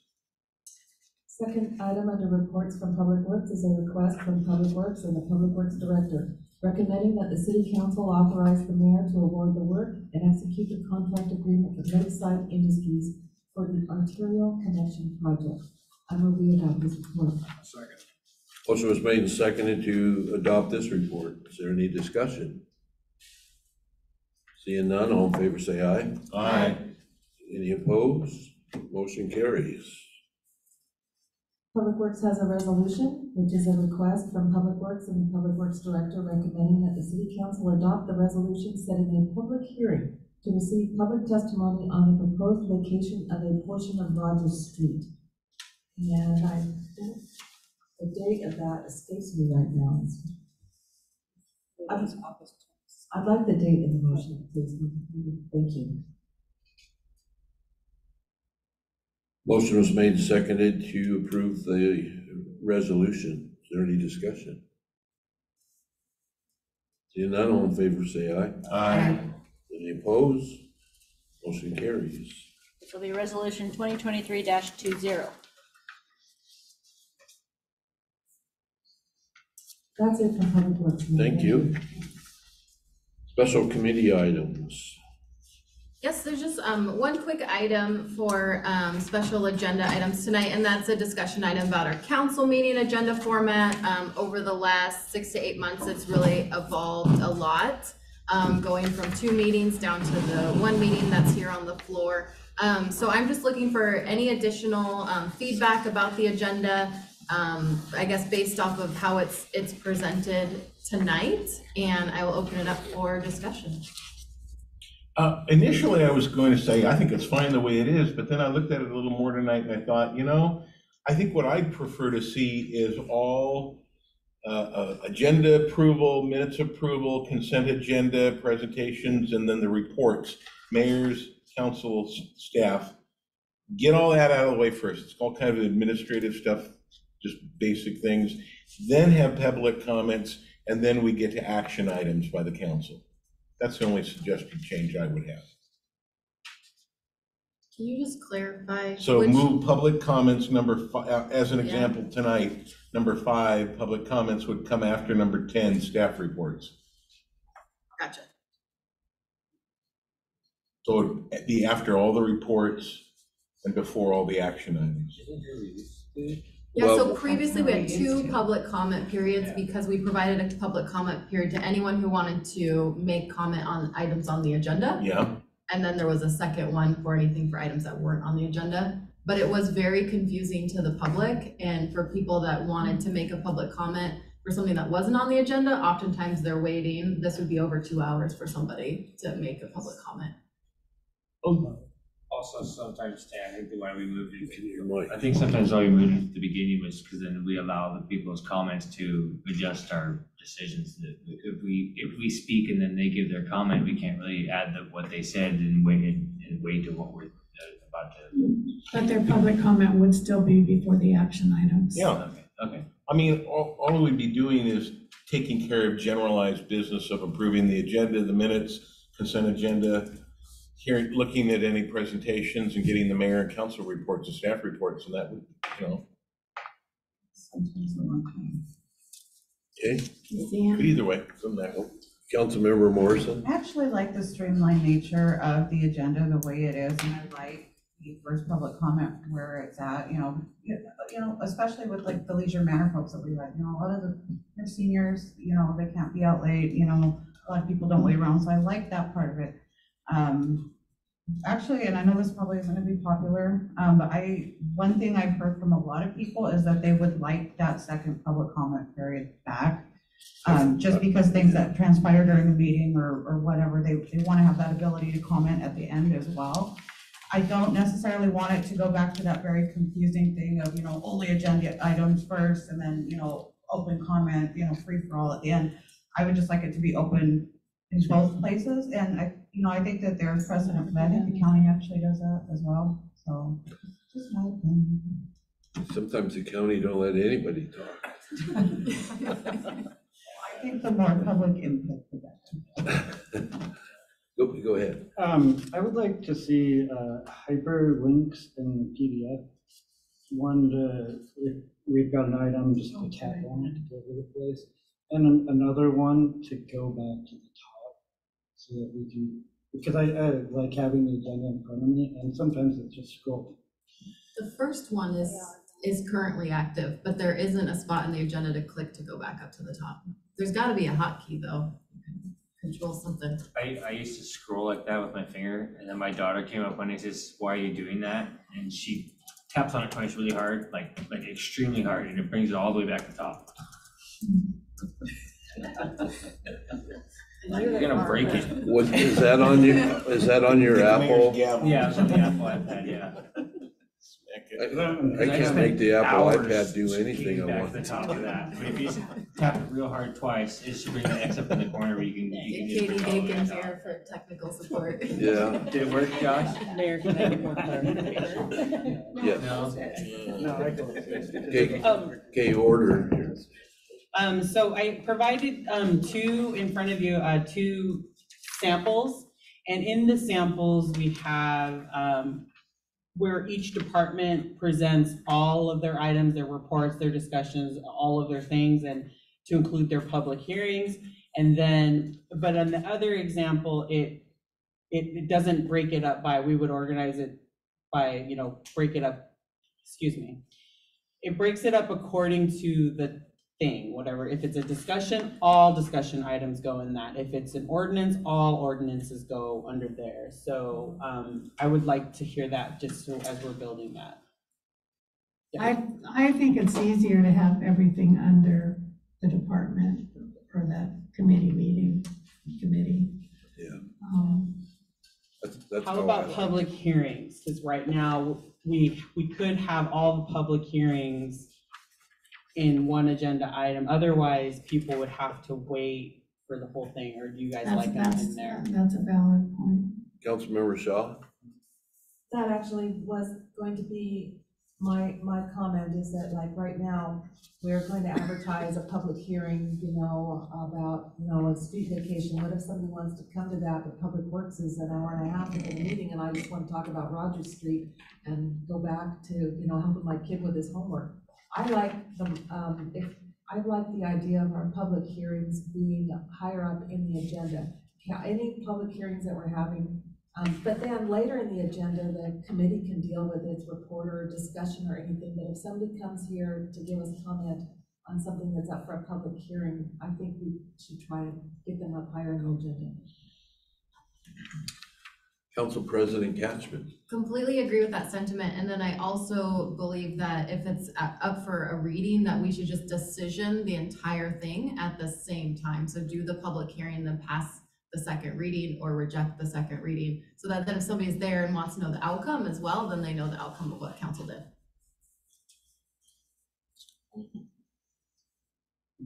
I'm already confused. We need. While we're on improvement topics, when the text comes, or when the email comes out with the agenda, I've noticed that when there's really large agendas, that all the pages will come out vertical. Like say, if you're looking at the bottom, you want to just find one particular, say if you want to jump right to Public Works when it's 3/4 of the way through the agenda, if we were to just take the first page of every time it switches from Public Works to safety, public safety, and that first page between them was sent out sideways, like a panoramic, it'd be much easier to get from department to a department than the agenda if there's that one, almost like a title page. I use the. I use that one. I do all mine online. It would be a lot easier. We'd love to learn more about that and what your suggestion is, so we can, when it comes to scrolling. Yeah, it'd just be one quick switch of how the layout comes between departments. That way, that's in the new. Way easier to find. Okay, now I'm confused. It's like a title page, I think. Yeah, Starting pretty much, public yeah, works. between departments, yeah. Okay, is there any other discussion ideas on the agenda format? Okay, so I hear, we want to, have the public comment portion, go right after staff reports and, or, all the reports, presentations. I also hear the inclusion of a second public comment portion later on in the agenda. We can actually maybe put that before we adjourn or something like that. I'll find before we adjourn. I hear hyperlinks in the PDF, and then separate the public hearing process and put it earlier in the agenda for convenience for those who are attending and want to deliver comment. And then pass, if there is an item related to that where we're passing it, pass it all in that portion of the public hearing or after the public hearing. I heard that correct. Are you gonna send out like a poll for us to vote on, or are we all gonna adopt all of these things? What? Sure, I mean, I guess that would be a forum though, so it might be something, maybe, how about I put it together, I'll bring it back, and we can look at it. We can look at it. Yeah, again, I think this is dynamic, I think we can look at it, we can, we're trying things, we can try this, and if we don't like it, we can kind of say, hey, let's bring that back up, let's talk about that. So I think this is, True statement. Okay. Just one more comment about the second public comment. I wonder if there's a way we could just narrow it to have it be about items that were discussed during the meeting. Well, that's what we had before, agenda. Yeah, I mean, trying The to. one at the end was anything. I'm concerned Yeah. about the length of our meetings. Exactly. I think We're that trying is to stay under 2 totally gonna mess up around. the length of our meetings if you Yeah, have we're that second public comment. 2 hours and 15 Can we minutes just now, try or it 20 once minutes. and see how it goes? And revisit it if it ends up running too long? Yeah, okay. Yeah, thank you. All right, Is that it? that's it. I move we adjourn. Motion was made and seconded to adjourn. If there's no objection, I will adjourn the meeting at 13:09.